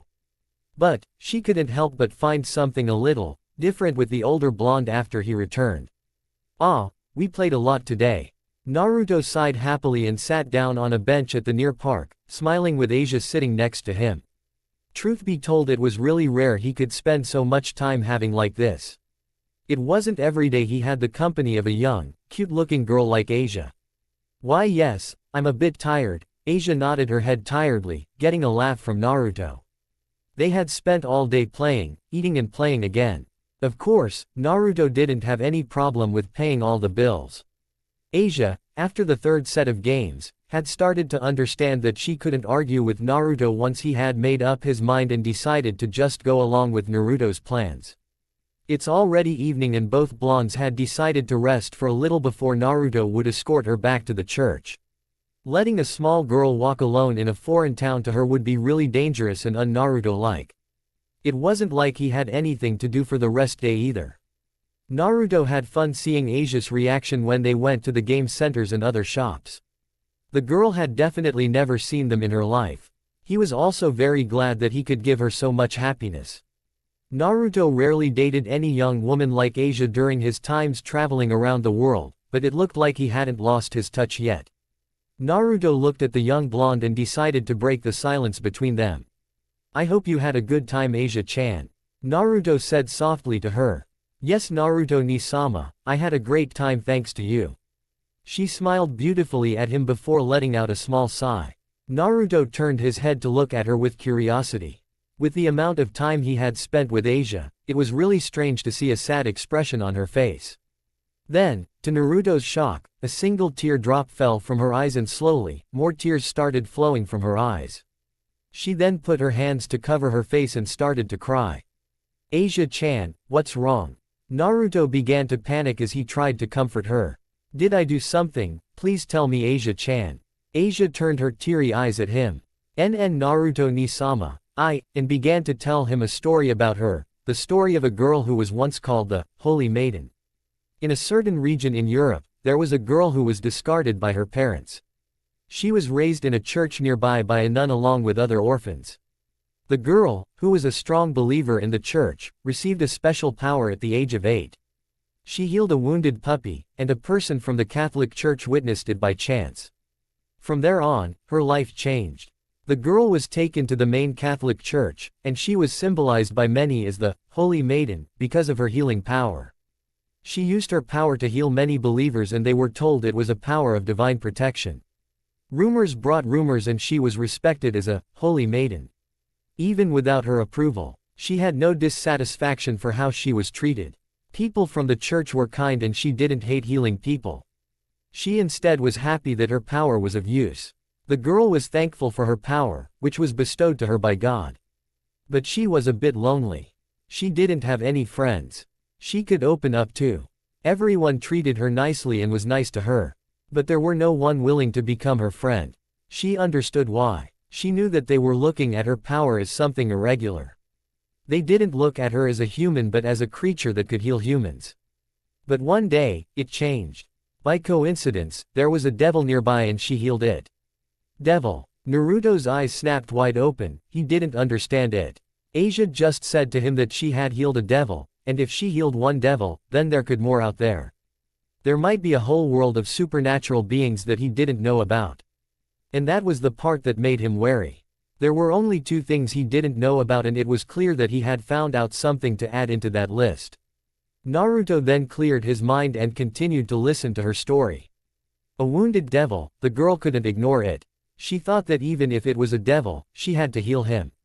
It was her kindness that made her take such an action. But that changed her life forever. One of the people from the church saw that incident and notified others of the church. The ministers of the church were shocked about it. A power that can heal devils. Something absurd like that cannot happen. The power of healing can only heal the followers of God. Yes, there were several people who had the power to heal. But the power to heal devils was out of the question. The people of the church thought it was common sense that the power of healing wouldn't work on fallen angels and devils. Apparently, a similar incident had happened in the past. The power to heal fallen angels and devils that was not protected by God but that was feared as the power of a witch. So the people saw her as a heretic. Damn witch that heals devils. The girl who was respected as a holy maiden was then feared as a witch, and the Catholic Church abandoned her. She didn't have anywhere to go, and the organization of stray exorcists picked her up. In other words, she had to get divine protection from the fallen angels. But the girl never forgot to pray to God. She also never forgot to thank God. Even so, the girl was abandoned. God didn't save her. What shocked her the most was that there was not even a single person in the church that was willing to defend her. There was no one who cared about her now. It's because I didn't pray enough. It's because I'm clumsy. I'm so stupid that I can't even eat a burger by myself. Asia said, wiping her tears while laughing. Naruto was trying his best not to snap, but he was barely controlling his anger by now. He wanted nothing more than to beat some sense into those people, or at least make them regret the day they abandoned Asia, who had done nothing more than doing what she thought was right. He didn't know what to say to her. He was always more of a man of action than a man of words. This is also a trial that the Lord gave me. Since I'm a clumsy nun, the Lord gave me this trial, so I have to endure it. She was laughing as if she was talking to herself. You don't have to say anything anymore, Naruto said slowly while gently putting his hands on her shoulder. I'm sure I will make lots of friends one day. I have a dream. I want to go buy flowers with a friend, buying books and talk. Her eyes were filled with tears now. Naruto couldn't look at her any longer. She must have been bottling this up the whole time. She has been waiting for God to save her the whole time and has been hiding her feelings all along. If God really existed out there, and there was a high chance of that, Naruto wanted to have a small talk with that geezer and didn't care how much power this so-called God had. Asia, listen to me. Naruto looked at Asia, and gently wiped her tears from her face, smiling softly to her. I will become your friend. No, we are already friends. You don't have to be alone in this world. I understand that you now have the protection of these stray exorcists, but trust me, you don't want to get involved with them. He said that from his own experience. He had once comforted a few of them before during his travel, and those guys were the kind he would gladly shove his hand through their chest with his best friend's signature technique. You can come with me, Asia-chan, you can stay with me from now on at my home and I will protect you from now on. You don't have to suffer this pain alone, no matter how strong you believe in God. If he won't answer you, then I will. Naruto said with a strong voice. Why? Asia asked. Why are you willingly going that far for me? We barely know each other. That doesn't matter. Asia, we spent the whole day together, right? We talked, right? We laughed together, right? Then you and I are friends, and I believe you can be my little sister now. We could be a family too. We will talk when we want to, we will play when we want. I will also buy a lot of books for you or flowers if that's what you want, okay? Naruto grinned, but Asia put her hand on her mouth, and once again started to shed tears.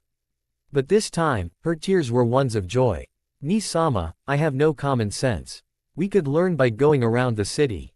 If you go around looking at different things, you would learn eventually. I can't speak Japanese. I also don't know about its culture. I will teach you. I will even make you speak using a proverb. Leave it to me. We could even go to museum to look at Japanese national treasures. Samurai, sushi, and geisha. I also don't know what to talk about with a friend. You had talked to me normally for a whole day. That was fine. We were already talking like friends. Naruto smiled, or siblings if you asked me. Will you become my friend? Yeah, so let's get along from now on, Asia see.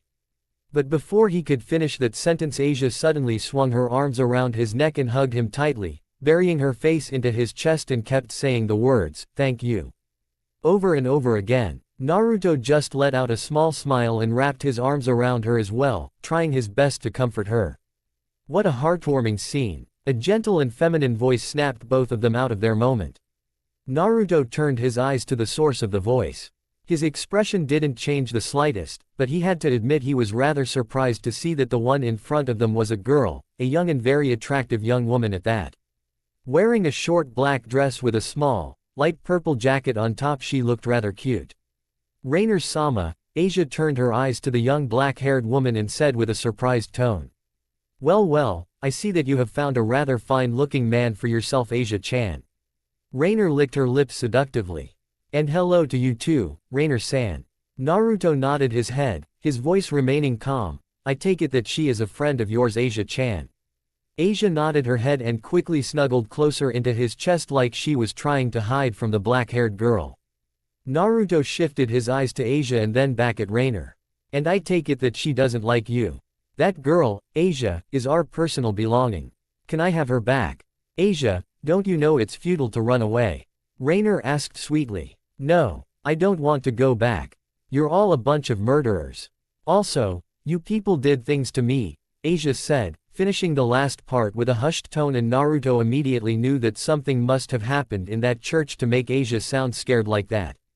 Please don't say that, Asia-chan. Your sacred gear is essential for our plan. So please come back with me. I also took the time to look for you. Don't cause me any more trouble than you already have. Rainer said and began to take a few steps forward, but stopped when she saw Naruto stand up from the bench and gently push Asia behind him. Sorry lady, but Asia-chan doesn't want to come with you, Naruto said smirking, so can I ask you to leave peacefully?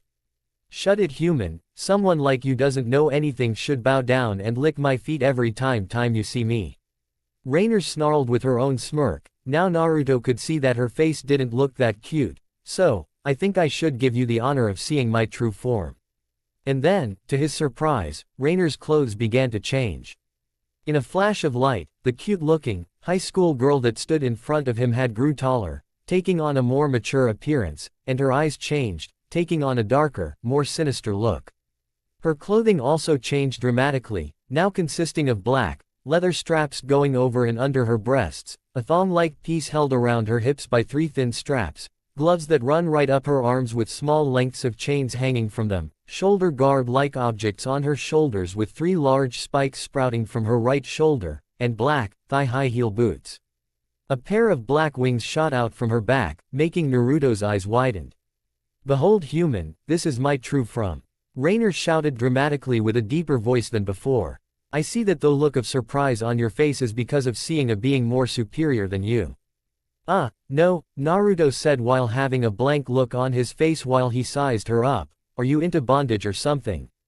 Rainer had the urge to facepalm. This human clearly didn't know anything about the supernatural world, and yet the first thing he asked her was if she was into bondage. Shut up. I find these clothes to be comfortable. Rainer cried out as light began to gather around her open palm before a spear-like object appeared in her hand. It had taken the color of dark pink and was radiating a large amount of power. Now, I hate to say this, but please die. As quick as lightning, Rainer threw the spear and aimed it directly at Naruto's heart. His eyes widened in surprise and only had enough time to push Asia, who cried out in shock, out of the way before jumping to avoid the spear. But before he could do anything, another light spear flew at him and impaled Naruto through his chest and pinned him to the tree behind them.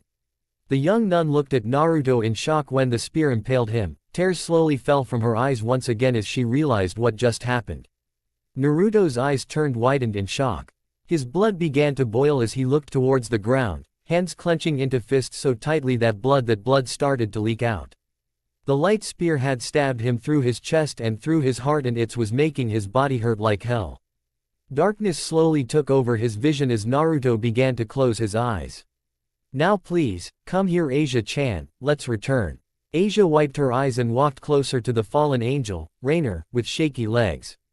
Her only friend had just been killed, all because she became friends with him.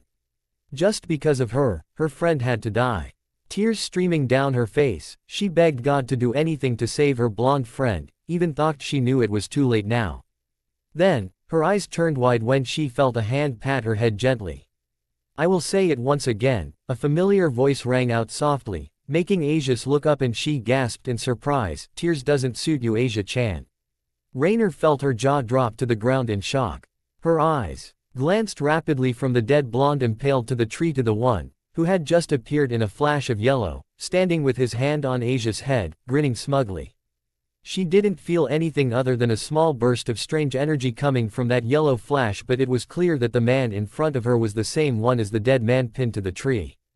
What's happening? Rainer couldn't conceal her shock anymore as she pointed shakily to the perfect replica of the dead man. Are you his twin or something? How can you appear so suddenly like that? That, Rainer-chan, is a shadow clone. Naruto pointed to his clone behind him when it disappeared in a puff of smoke. And do you really think that I'm a normal human? A gentle yet deadly calm voice whispered into her left ear, making Rainer's eyes snap wide open. She didn't have any time to react as someone grabbed both of her wings and stomped their foot into her back, roughly pushing her to the ground while holding both of her wings.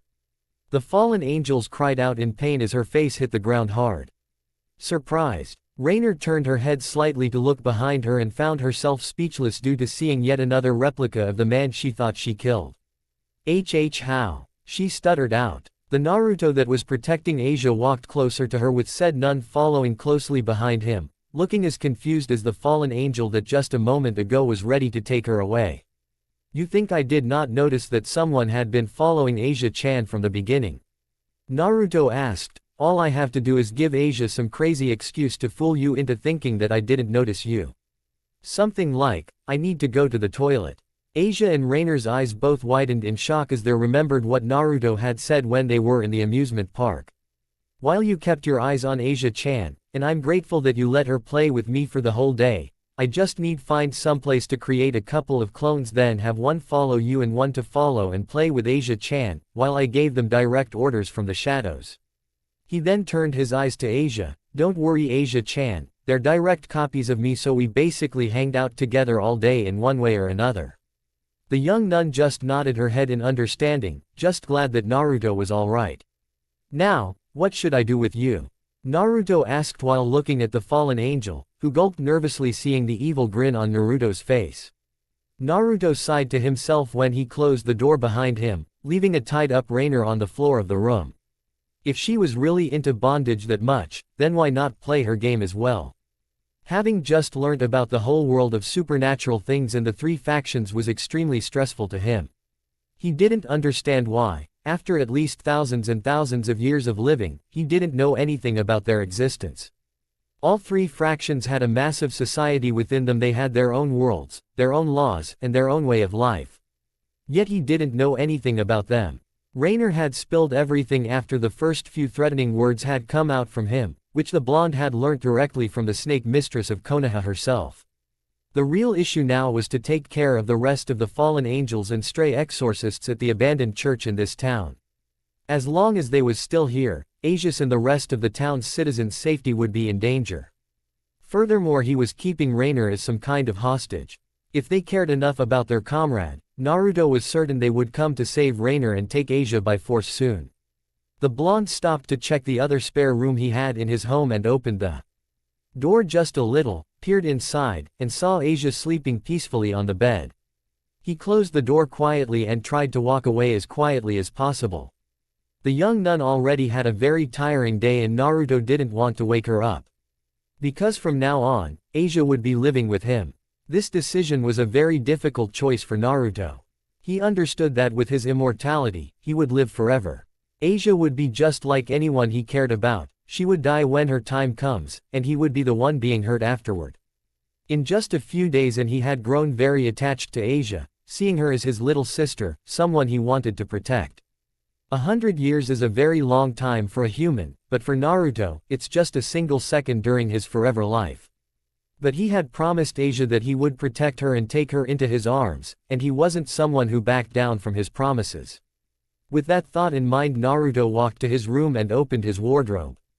After looking for a few seconds, the blonde pulled out a small orange scroll, something that he hadn't touched for a long time.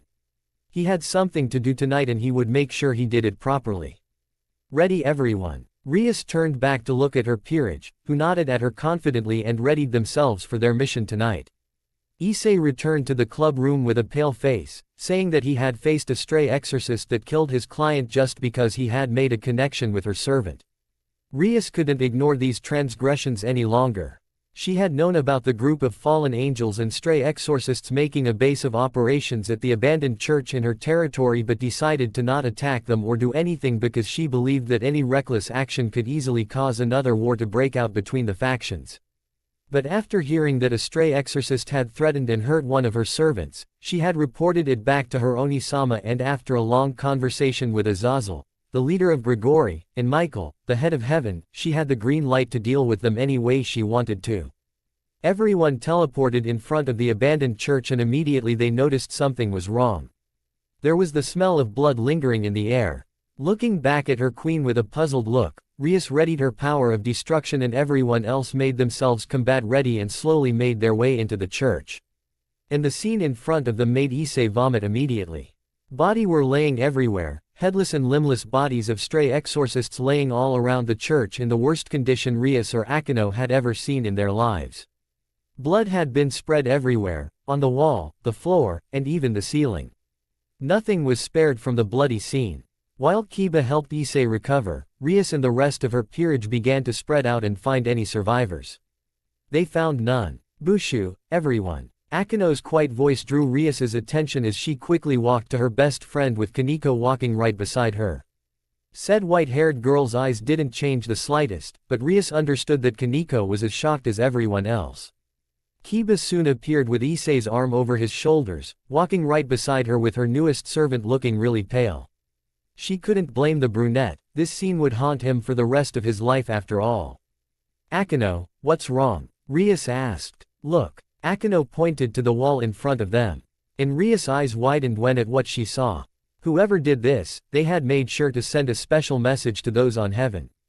Hanging from the wall in a cross-like fashion, was the fallen angel that attacked Issei a few days ago. His wings ripped off his back, which were laying on the floor below him. His face was lifeless, but Rias could see a trace amounts of fear left on the man's face. The redhead focused her eyes on the things that were impaling his wrists, keeping him suspended in the air. They were two kunais. Gar, I hate my life. Naruto scowled as he stretched his shoulder. Who could have thought that fighting after such a long time could have a consequence like this? 2 days had passed since he had taken Asia under his wing. And 2 days since he slaughtered those stray exorcists. Naruto never enjoyed killing, not in a million years. But last night, he had found that those exorcists deserved the punishment that was waiting for them in hell, or wherever they had been sent to after he tore their body limb from limb, shoving his hand through their chests or beheaded them. It was truly a massacre. Naruto had showed those who dare stood in his way absolutely no mercy, even the fallen angel Danasek wasn't spared from his wrath. He didn't care what they had done to Asia or other innocent people, all he cared about now was that they had been put out of the picture and Asia would be safe, at least for now. He didn't spare anyone. Last night, except for that gentleman-looking fallen angel, he had met two other fallen angels with the names of Kalawarner and Mittel, who were as bloodthirsty and as sadistic as the other fallen angels he had met so far. Even though he didn't feel like killing them, they had tried to throw those light spears at him in an attempt to take him out before he had shattered them with his bare hands. But before he could take their lives, someone had put their hand on his shoulder and stopped him.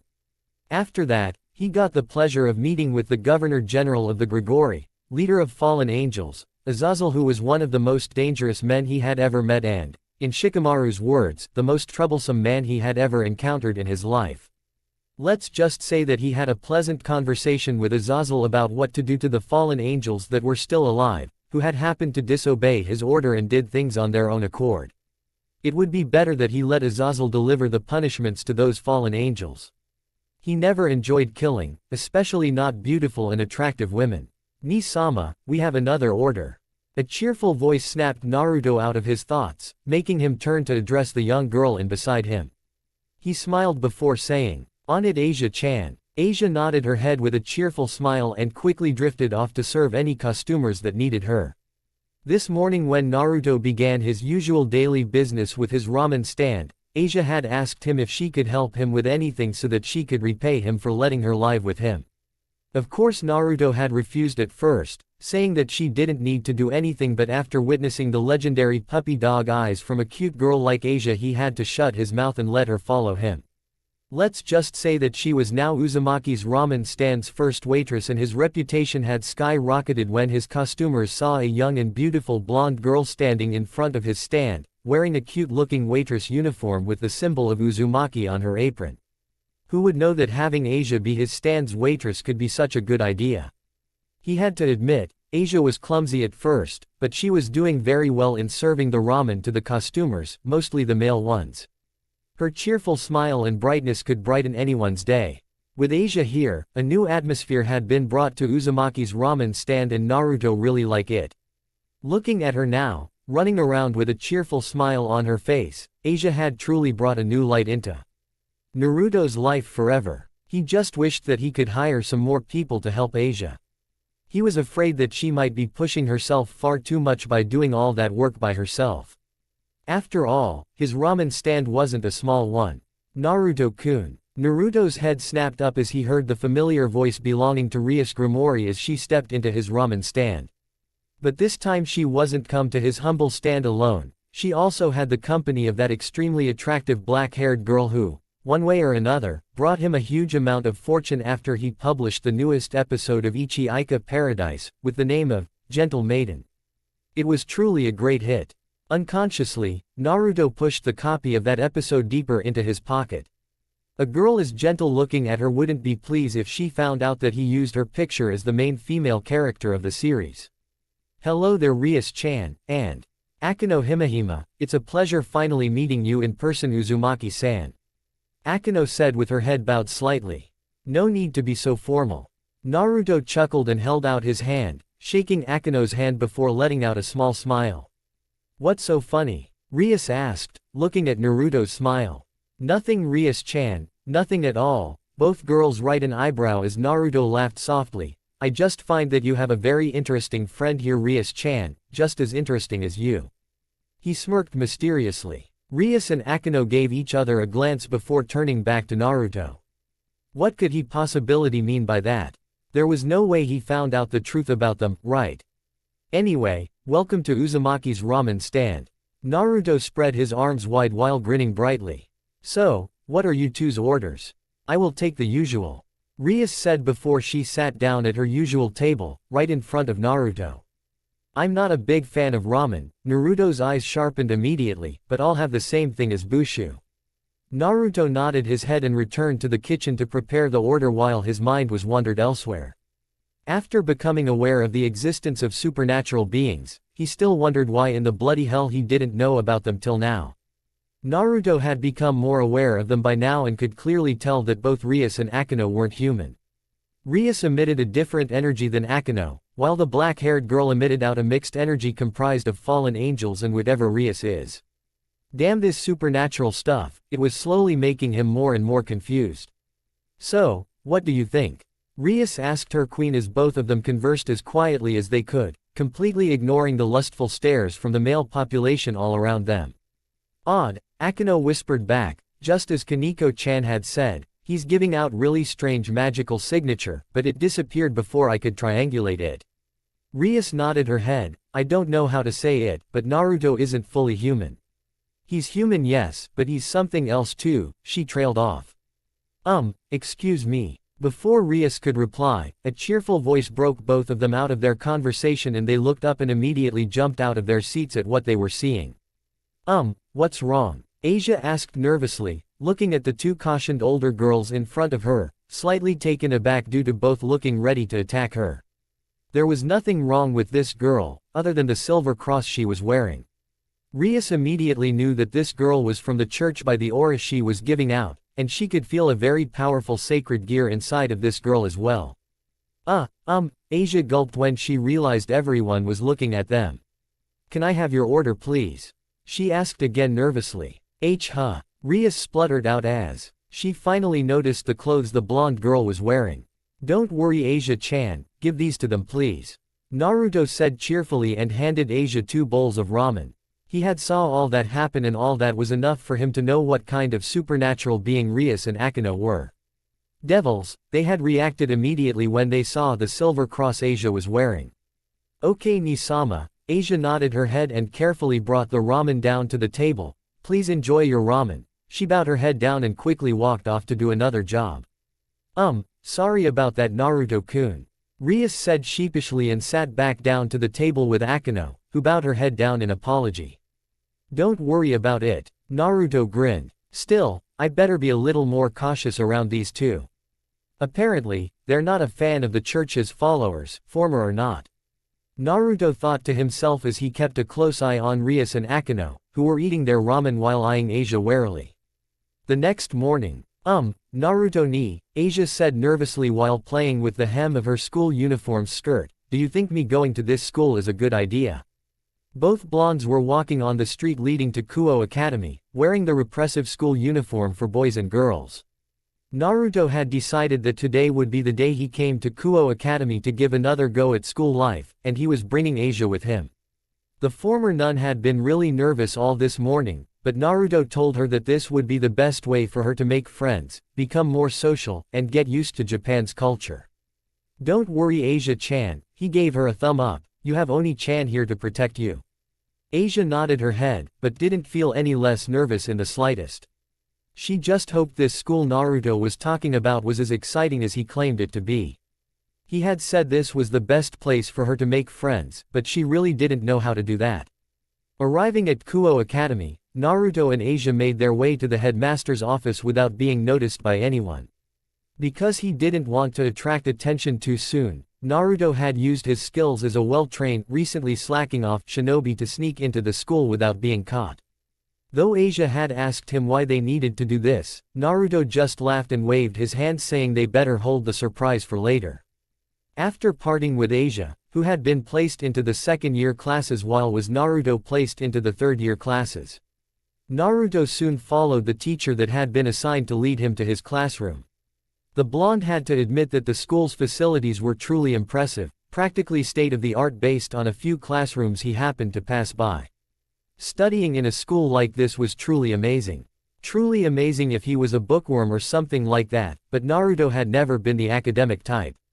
This is your classroom, the teacher said with a kind smile, please wait outside for a moment Uzumaki-kun. She said as she opened the door to the classroom and stepped inside, no doubt to inform the teacher and the other students of a new student. Naruto took a deep breath when he heard the female teacher called for him from inside of the classroom, opened the door, and stepped inside. Naruto immediately heard the gasping sound of the girls. The blonde's lips curled up slightly, always these reactions. My name is Naruto Uzumaki, it's a pleasure to meet you all. He flashed everyone a charming smile before bowing his head down. Please help me from now on. The blonde looked up slightly and saw a familiar young woman with flaming crimson hair looking at him with her mouth gaping in shock. Indeed, his time here would be very interesting. Immediately chaos broke out in this class. Where are you from? A faraway land, but I can say that I'm part Japanese. What's your favorite food and color? I like ramen in the orange color, and make sure to pay a visit to my ramen stand. Do you have a girlfriend? No, I don't, but I'm very interested in finding one. That statement made the girls that were surrounding him squeal in delight and the males groan in contempt. Naruto had to hold back a chuckle at seeing the heart-filled eyes of the young female students and the heated glares from the males. This was always the kind of reactions he received from students whenever he arrived at any school. Well, there goes not attracting too much attention. This has to be my dad's namikaze charm at work. Now if you'll excuse me, Naruto began to back out of the classroom. I need to check on my little sister. He waved back at them, not forgetting to wink at Rias, who was kept a very close eye on her favorite ramen chief. Little sister. The girls whispered among themselves in confusion. Naruto ran through the corridors of Kuo Academy and soon arrived at Asia's classroom, not at all surprised when he saw her being in the same situation as him a few minutes ago. Asia looked extremely nervous because of all the attention she currently getting from everyone. However, the former nun was giving them her best smile which could brighten up anyone's day. Her eyes then landed on him and she proceeded to smile brightly and then wave at him. Naruto let out a small chuckle and waved his hand back at her. Suddenly his cell phone gone off. Curious, Naruto picked up his phone and saw an unfamiliar number. He gestured to Asia that he needed to take this call. Naruto quickly found some place quiet so he could have a private conversation with whoever this person was. Uzumaki Naruto here, Naruto said into the phone and then heard a somewhat familiar feminine laugh. Surprise, Naruto. You could hear the smile she had on her face from the tone of her voice. Graphia. His voice softened as he remembered the beautiful woman he met at that bar from Las Vegas, which later led to a hot, steamy night spent with each other. How did you get this number? He had thought she was just like any women he met in his life, just another fling. A little fun time together to relieve their stressful lives and then the next morning they would be on their merry way. It has always been this way from the day his own madness subsided and he began traveling. If anything, he was not pleased at all when somehow Graphia had gotten her hands on his number. My, you're so cold to little ol' me, Naruto. She giggled, and Naruto had to let out a small chuckle at that statement. He perfectly knew that Graphia was far old when things heated up between them. Yeah, what do you want Graphia? He asked. Foo, did you think that I wouldn't recognize myself in the newest volume of the porn novel Ika Paradise series? His eyes widened. You've done an awfully good job at describing me, Namikaze Minato. His eyes widened once again when he heard his father's name coming from Graphia, which he had used as the current author's name for the series. I don't know what you're talking about, he said with a calm voice. If you're calling me just for this, then goodbye. Have a nice day. Wait. Naruto stopped his finger from pressing the close button when he heard the tone Graphia was using. He couldn't quite place it, but he could sense a hint of desperation in her voice. I was hoping to have a chat with you. I guess this is important then. Naruto thought before saying. So, where do you want to meet? That night, Naruto walked into the bar where he and Graphia had met before and quickly spotted the silver-haired woman, looking as stunning as ever. It's hard to not recognize her immediately because Graphia was drawing a lot of attention from everyone within the bar. She was beautiful and attractive, which was only emphasized by what she was wearing. The expensive-looking dress left her back and the sides of her hips bare, showing off her creamy skin and amazing figure nicely. The dress also had a long slit at the left side, showing her mile-long legs. Graphia was waiting patiently for Naruto to arrive, looking at the menu in her hand, and from the looks of it she hadn't decided to order anything yet, not even a drink. Damn, Naruto thought to himself as he made his way to her table. Graphia looked as stunning as he remembered, though he had to wonder why she wore such an expensive and impressive-looking dress like that in a situation like this, when they were just two people meeting each other for some small talk. Graphia looked up from the menu in her hands and let a warm smile form on her face as she saw the young man she was waiting for approaching her. "Good evening, Graphia, I hope I didn't make you wait long," Naruto said as he pulled a chair out and sat down, facing the woman who had called him here. "Hello Naruto," Graphia said as she put the menu down and gestured to the bartender to come over, "and don't worry, you came right on time." Naruto nodded his head at her. He didn't feel like coming here at all. Leaving Asia at home alone wasn't a good idea at all, even though he had made multiple clones around the house to protect her. But at the same time he didn't have any problem being here, accompanied by a beautiful and attractive woman like Graphia. He might be thousands of years old and sometimes he forgot to count how old he was, but the love for women and their attention was something Jiraiya had successfully passed down to him. "So, what do you want to talk about?" Naruto closed the menu and gave his order to the bartender. "I hope it doesn't have to do with me being the current author of Ika Ika Paradise," Naruto said, and didn't like his tone when he said the word, current. Unfortunately for him, Graphia wasn't someone who would let something like that get past her, but she pretended to not notice it. "In a way, yes." Naruto raised an eyebrow at her. "But, I mainly wanted to talk about, Naruto held back an amused smile when he saw the woman in front of him look so troubled because of some simple words.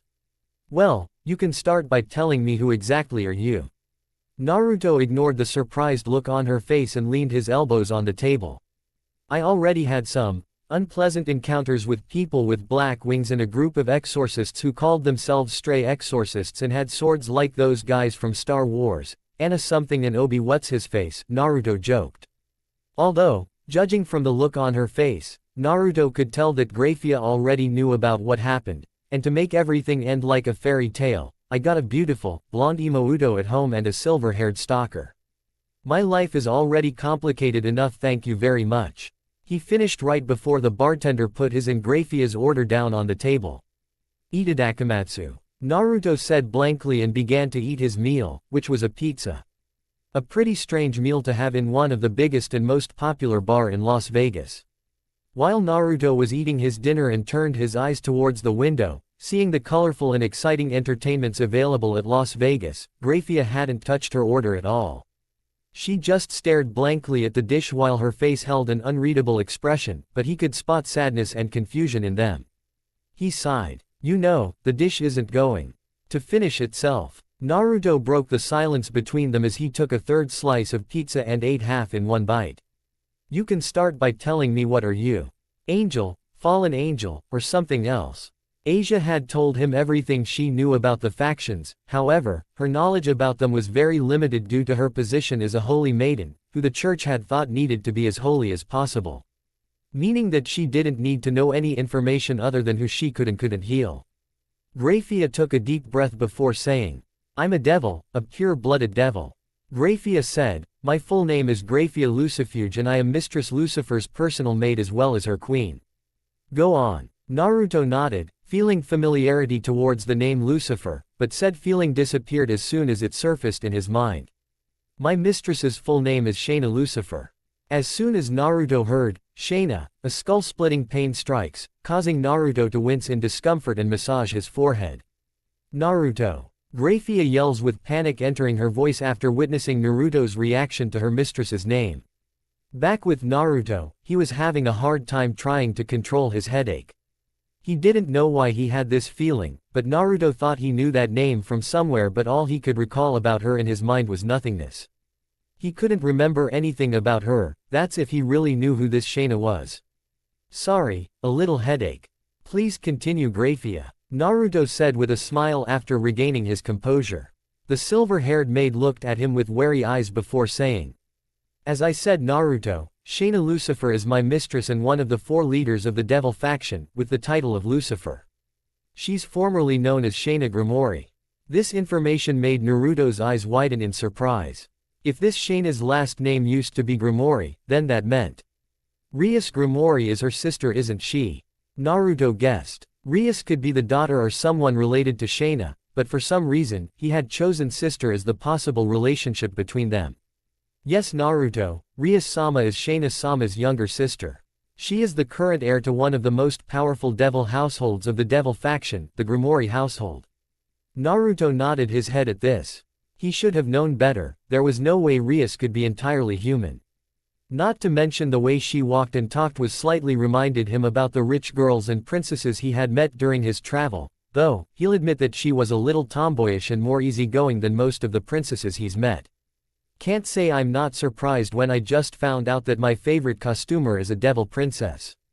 Naruto said, so, I guess I, one way or another, had accidentally gotten involved with these supernatural worlds. Goodbye peace and hello trouble. As much as I hate to say it, you and Asuya Argento are not safe anymore Naruto-sama. Grafia said, making Naruto a little surprised at being addressed by such honorable suffix. Asuya Argento is a very special girl with a much more special sacred gear. Her power is very unique and quite useful, but Naruto had cut her off. Just so you know, I can protect myself in Asia. Naruto leaned back in his chair. I don't care who comes for us or what they might throw at us, I will take all of that and counter back hundredfold. Grafia shivered at the tone he was using. She clearly knew that he meant every word he said and had enough power to back up his words. So tell your people, do not come for me or Asia. Save this, Lucifer some headache and save me from one more enemy. He stood up and reached into his pocket, pulling out a small piece of paper he had prepared beforehand and gave it to the silver-haired woman. We better keep in touch from now on, so use this number to call me, safer this way. Call me if something happens or you have anything to tell me. The world could change, the people could change, but the ways to survive could never change. Information would always remain the greatest tool for survival. Grafia would be a great ally for him from now on because with her help and the information she could give him, the oblivious feeling he always had when it came to supernatural things would disappear eventually. I will Naruto-sama. Grafia gently took the piece of paper, keeping her eyes on the blonde's frame till he disappeared from her view. I will. Thank you, please come again next time. Asia lowered her head down and said gratefully with a warm smile. The group of Kuo High School boys waved goodbye at her with a blush on their face. We should head home soon Asia. Naruto looked at the clock. Rias-chan is coming at 7 o'clock to help you study, so we should be there when she comes. Yes Oni-chan. Asia nodded her head and began to help Naruto gather their things. The life she was living with him was very different than her previous life, and to say Asia loved every minute with Naruto was an understatement. She loved to spend time with Naruto, who had saved her and changed her life. The two blondes headed towards their home with Naruto pushing the ramen stand. Business had boomed recently thanks to Asia's help and both of them joining Kuo Academy. Their everyday costumers were now mainly high school students, both males and females, as they all wanted to see their respective idols. Speaking of which, Rias was coming to their house to help Asia with her language problems and other school work she was unfamiliar with. The young former nun was a hard-working student, but she had a lot of trouble with kanji and Japanese, so Rias had offered her help. Naruto had wanted to help, but teacher was never his favorite job, not that he denied it anyway. When they were coming near the house, Naruto caught sight of the familiar and unique color of Rias' hair. The crimson-haired girl was standing with her back leaning against the gate, looking as stunning as ever. Of course she is, Naruto thought to himself, she is a devil after all. Rias turned her head towards the coming noise and saw the familiar ramen stand along with her favorite blonde and his adopted sister. A smile formed on her face as Naruto waved his hand at her. You're pretty early Rias. Naruto smiled at her as he opened the gate. Good evening Rias-senpai. Asia bowed her head down to the older girl in front of her. Good evening to you too Asia-chan. Asia beamed at her. Come in, Naruto said from the house as he finished putting the stand into his yard, and please make yourself at home Rias-chan. He grinned at the heiress of the Grimoire household. Thank you Naruto-kun. Rias giggled and came into his house with Asia following close behind. Rias's tutoring started as soon as Asia finished her bath. While both girls was studying, Naruto lied on his back on the couch and closed his eyes, decided to have a little nap after the tiring day. His mind wandered back to the old days, the days when there was still an elemental nations, Konoha, and ninja. Who could have thought he missed those days so much, where he didn't have a care in the world other than the duty as Hokage. A hard work day followed by a return home at noon and some quality time with his family.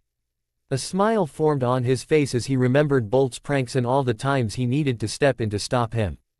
The pranks and jokes had lessened as Bolt grew up and he had Himaiori there to help control him, but everyday living with them was an adventure, a great adventure. Naruto then remembered about Hinata, his wife, the woman who had loved him and secretly supported him since she was young. He always wondered, even after a few thousand years, why he was so oblivious to her feelings back then. He missed her dearly. Her gentle smile, the way she blushed whenever he was near her, the passionate feelings she held for him, her beautiful face with blue-green eyes. Wait, Hinata's eyes was pale purple. Another woman appeared in Naruto's mind. She was standing with her back to him, long and beautiful crimson hair flowing down her back like an eternal waterfall. She was wearing a white dress that hugged her body nicely and showed off her amazing figure. Naruto's heart stopped when she turned her head back to him and offering him her hand. Her long bangs shadowed her face but he could see the beautiful smile on her pink lips, which slowly began to mouth words. He strained his ears to hear them. Naruto-kun, Naruto-kun. Naruto slowly opened his eyes and blinked rapidly to clear his vision. You're Rias-chan? Naruto asked, though his voice sounded very surprised. Rias was kneeling near the couch with a worried expression. You're sweating bullets, she informed him, and I heard you mumbling in your sleep. Are you okay? She asked with concern. Yeah, I'm fine. He sat up and saw that Rias was telling the truth. He was soaking wet because of his sweat. Don't worry about it, how's Asia? He decided to change the topic. She is doing great, Rias said with a small smile. I think at the end of the week she will be able to read Japanese fluently, though speaking fluently may take a little while longer. Before Naruto could open his mouth, Rias had quickly continued, Asia is sleeping now, I put her to bed after we finished.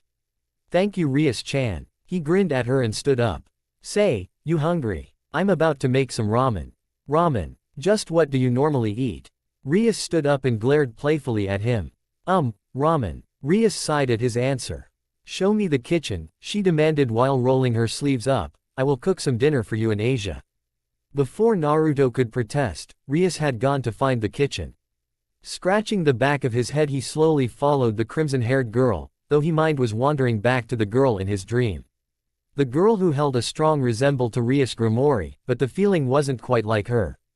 Naruto sat down at the dining table and watched Rias skillfully dance around the kitchen. It was lucky that he had bought some ingredients the previous day just in case Asia wanted to try something different. Because as much as he wanted to eat ramen forever, he still understood that it wasn't a very healthy food, especially for young, growing girl like Asia. While cooking, Rias began to hum a soft tune, which sounded very familiar to Naruto, but he couldn't recall hearing it anywhere. Nonetheless, Rias' voice was very good and the tune made him felt at peace. Here you go, Rias announced and began to put the dishes on the table. She then sat down on the chair next to Naruto and waited for him. Naruto took his chopstick, saying itadakimasu like always before taking the first bite. With only a limited amount of ingredients, Rias could only make 4 dishes, but Naruto could tell that these were delicious just by the smell. It's really good. Naruto said between chews. Wow, your cooking is really good Rias-chan. Fufu thank you, Rias giggled with a small blush, I practice every day to improve my skills. Keep it up, you will make an excellent wife someday. He then continued to eat the dinner without realizing that Rias was blushing furiously next to him. You should eat some too Rias. He suddenly said to her. The two ate in a comfortably silent atmosphere as neither of them wanted to talk during dinner, just quietly enjoying the delicious cooking of Rias. However, Naruto soon decided that he should get to know the young woman next to him, something beyond the information Graphia had told him of course. So Rias-chan, care to tell me more about yourself, like your family? Rias looked at him in surprise before looking at the bowl in her hand. Well, you can say that I love my family dearly. Rias smiled, though her smile was a little sad. Did something happen? You don't need to tell me if you don't want to. No, it's okay. She shook her head before taking a deep breath. My family had engaged me to somebody that I don't even love, my own family. Naruto is shell-shocked. Arranged marriage. I thought that was too old of a tradition to still be relevant. He asked. Now he understood why her emotions were always fluctuating even though she tried to act normal outside. It's an effort to join two families together, to create a strong bloodline, Rias's hands formed into fists. At least that was what the other family said, and my family wanted me to be happy. But no matter how much I talk to them, they don't change their mind, even my sister. Rias muttered the last part. I guess if I wasn't a daughter of a rich and powerful family, I can at least find my love and then live a happy life. I want someone to look at me as Rias, not Rias Grimoire, the daughter of the Grimoire household. That's why I live far from my family and stay here in Japan, where at least people will look at me as a young girl. Tears formed at the corner of her eyes as she remembered all of the heated fights she had with her family about the engagement, yet she couldn't bring herself to hate them. Suddenly, Naruto put his hand underneath her chair and pulled it, along with Rias, towards him. The crimson-haired girl didn't have time to gasp in surprise as Naruto put his arm around her shoulders and brought her head against his chest. Rias then felt a familiar feeling blooming in her heart. She felt warm, comforted, and safe. It was strange because this was the first time he had done this to her, yet it felt like he had done this more than 100 times. It's just like the feeling she always missed after that accident 10 years ago, yet she didn't recall anything. You just need to be yourself, Rias-chan. He didn't know why he did this, he was just following his instincts. Sadness isn't a feeling that suits you. I don't think I can help you, he would if he knew how, but if this helps, I've always liked you, Rias-chan. Not because you're Rias Grimoire, the girl who comes from a super rich family, but because you're Rias Grimoire, my first costumer and my first real friend since I came here. Rias, cheeks reddened by both his actions and words, but then a soft smile appeared on her lips as she snuggled closer to him. Rias wanted to enjoy this moment and didn't have any plans to ruin it. Oni-sama. A soft gasp made both Naruto and Rias jump in surprise, while the former cursed himself for letting his guard down like that. He had enjoyed this way too much to the point he had come to completely oblivious of his surroundings. When he turned his head toward the kitchen's door, Naruto was met with a fuming Asia Argento, looking at both of them with blushing cheeks and an angry, yet extremely cute expression on her face. Oh, hey Asia. Naruto grinned sheepishly and released Rias, who glared at Asia for ruining the moment. I didn't know that Rias-senpai and Naruto-ni-sama like each other. Asia pouted while glaring at Rias, but I won't lose to you, Rias-senpai. You won't lose to me. Really, Asia-chan? Rias folded her arms underneath her big breasts and walked to Asia, looking down at the younger girl with a playful smirk. Don't you realize that you're already losing? Rias slightly pushed her breasts up to make them look bigger, making the blush on Asia's face even redder. The girls continued to glare at each other while Naruto kept turning his head back and forth between both of them. After a minute his patience ran out and Naruto decided to speak up. What are you two talking about anyway? Naruto stood up and looked at Asia. Asia, are you feeling hungry? Let's me heat up dinner for you. Of course, Ni-sama. Asia nodded her head rapidly and ran to stay by his side, not forgetting to stick her tongue out at Rias. The crimson heiress just giggled while keeping her eyes on the two blondes. Then her face turned into a frown as she remembered who would come tomorrow to have a meeting with her in her peerage. But she wouldn't back down. Not after she had just found out the right one to be with. Excuse me, can you tell me where can I find Rias Grimoire-san? She is in her clubroom at the old school building. Thank you. Kya. Naruto-sama just talked to me. Naruto chuckled quietly as he walked through the corridors of Kuo Academy after asking for the whereabouts of Rias from a group of second-year girls. Naruto walked out of the new school building with his hands in his pockets. For some reason, he couldn't sense Rias's signature anymore, and that was why he had to ask for her probable location. Then, when Naruto was about to enter the old school building, he suddenly found his body unable to continue forwards. Frowning, Naruto used his hand to touch the air in front of him and felt something akin to a wall blocking his path. No wonder he couldn't sense Rias or Akeno. Grinning, Naruto made some hand seals before clapping his hands together. In a puff of smoke, a piece of paper appeared in his hands along with a brush and bottle of ink. The blonde smirked as he began to write some complicated kanji onto the paper. Bad move, Rias-chan, you're messing with a fuinjutsu master here. I wonder how she'll react. Naruto finished his work and brought the paper up to the invisible barrier and channeled his chakra into the piece of paper. Instantly, the barrier disappeared and Naruto walked into the school building without any problem. Now he was able to sense Rias's group's signature along with a large amount of other presences he didn't recognize. Though he was able to detect a very familiar one among them. A party or something? Naruto wondered. Rias, how about we have a match in 10 days? We could do it now, but that wouldn't be interesting. When Naruto came near enough, he heard an unfamiliar voice, full of arrogance, belonging to a male, probably about his age. Are you giving me a handicap? Naruto heard Rias say, though he had never heard her voice with so much frustration in them before. Things were definitely heating up in there. Are you against it? Is it humiliating? A rating game isn't something simple that you can win with only your feelings. If you can't use your servant's power to their fullest potential, then you will lose immediately. So it's not weird for you to train with your servants for your first rating game. I have seen devils who lost because they didn't use their power to the fullest countless of times. No matter how great their potential and power was. Nice speech. Naruto thought to himself, but that speech would be so much nicer if the one who said it from the deepest part of their heart, not because they looked down on other people. This guy must be very confident in his power and full of himself. Who's there? Graphia suddenly said, making the room fall into silence. Though she trailed off near the end, which meant she had recognized who was the person that was eavesdropping on them. Decided to play dumb, Naruto put his hand on the handle and pushed open the door. Oh hey, sorry to disturb, but I'm looking for Rias Grimori. Naruto grinned while scratching the back of his head. Oh, hey Rias-chan. He grinned broadly at the Crimson Heiress who was looking at him with her mouth agape. Naruto-kun. Akino was the first one who recovered by his sudden appearance. She, like everyone else, was wondering how he was able to get past the barrier around the old school building, which was cast by Graphia herself. Can I come in? Naruto looked around the room and saw a tall man with blonde hair, wearing an expensive-looking suit with his chest exposed a little. He was looking at him with disgust in his eyes. No. Yes. Rias and Graphia then turned their heads to look at each other, a frown appearing on both of their beautiful faces.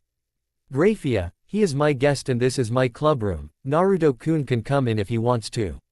Rias said clearly. Unfortunately Ojo-sama, this matter isn't for outsiders to hear. Graphia said with a calm and emotionless tone to Rias before turning her head to Naruto. So Naruto-san, can you please leave this room immediately? You can come over later. Naruto had to hold back a wolf whistle at that. Graphia was like a completely different woman. The look on her face and the possible threat in her tone could send anyone running away with their tail between their legs. She was completely serious, though he had to admit she did look really good in that French-maid outfit. Damn, no need to be so cold, maid-san. Naruto laughed nervously, decided to play dumb for now. He reached into his pocket and pulled out a stack of small visiting cards. I just want to give Rias-chan and her club my new visiting cards for my ramen stand, that's all. Business has been really good lately, so I want to increase our area notability. He said mainly to himself and went inside the room to give them the visiting cards, one for each member of the Occult Research Club, which they took it gratefully while Issei looked a little scared. Naruto could tell that he was in pain, like he just got into a fight. The blonde then turned to Graphia and handed her a card. You too, maid-san. If you have free time, feel free to come over and give us a try. He smirked. I will, Naruto-san, she said with the same stern voice and stoic tone. Damn, she is so professional. Naruto thought to himself as he looked at the maid with amusement. Then the blonde turned his head to the unfamiliar faces in the room and saw that most of them were females, with beauty ranging from cute to downright gorgeous, though nowhere near the level of his friends. However, the look on the other blonde man's face was slowly getting on his nerves. Naruto was never one who liked those with holier-than-thou attitudes. Especially from one that was also looking at him with disgust. Hey, you girls wanna try Uzumaki ramen sometime? The blood asked while grinning broadly, making a number of the girls in front of him blush furiously. He could hear Graphia sigh quietly behind him, like she had expected him to say something like that. Before he could give them the cards, their male leader held out his hand to block his path. You got a problem, dude? Naruto asked, still keeping the grin on his face. How dare you present such a filthy food to my servants? The man said with an arrogant tone. You have no idea what are you talking about, dude. Naruto's grin disappeared from his face and was replaced with a scowl. Faster than anyone's eyes could see, Naruto had grabbed the man by his collar and smashed his forehead into the slightly taller blonde's face before pushing him away. Much to everyone's shock, no one insults the wonder that is ramen, no one datbayo. He pointed his finger at the son of Finek's household, shouting out his thoughts along with his forever trademark catchphrase. Just after Rias managed to pick her mouth off the ground, the Crimson Heiress began to giggle at the pathetic form of her aggressor, who was clutching his nose in pain while lying on the ground.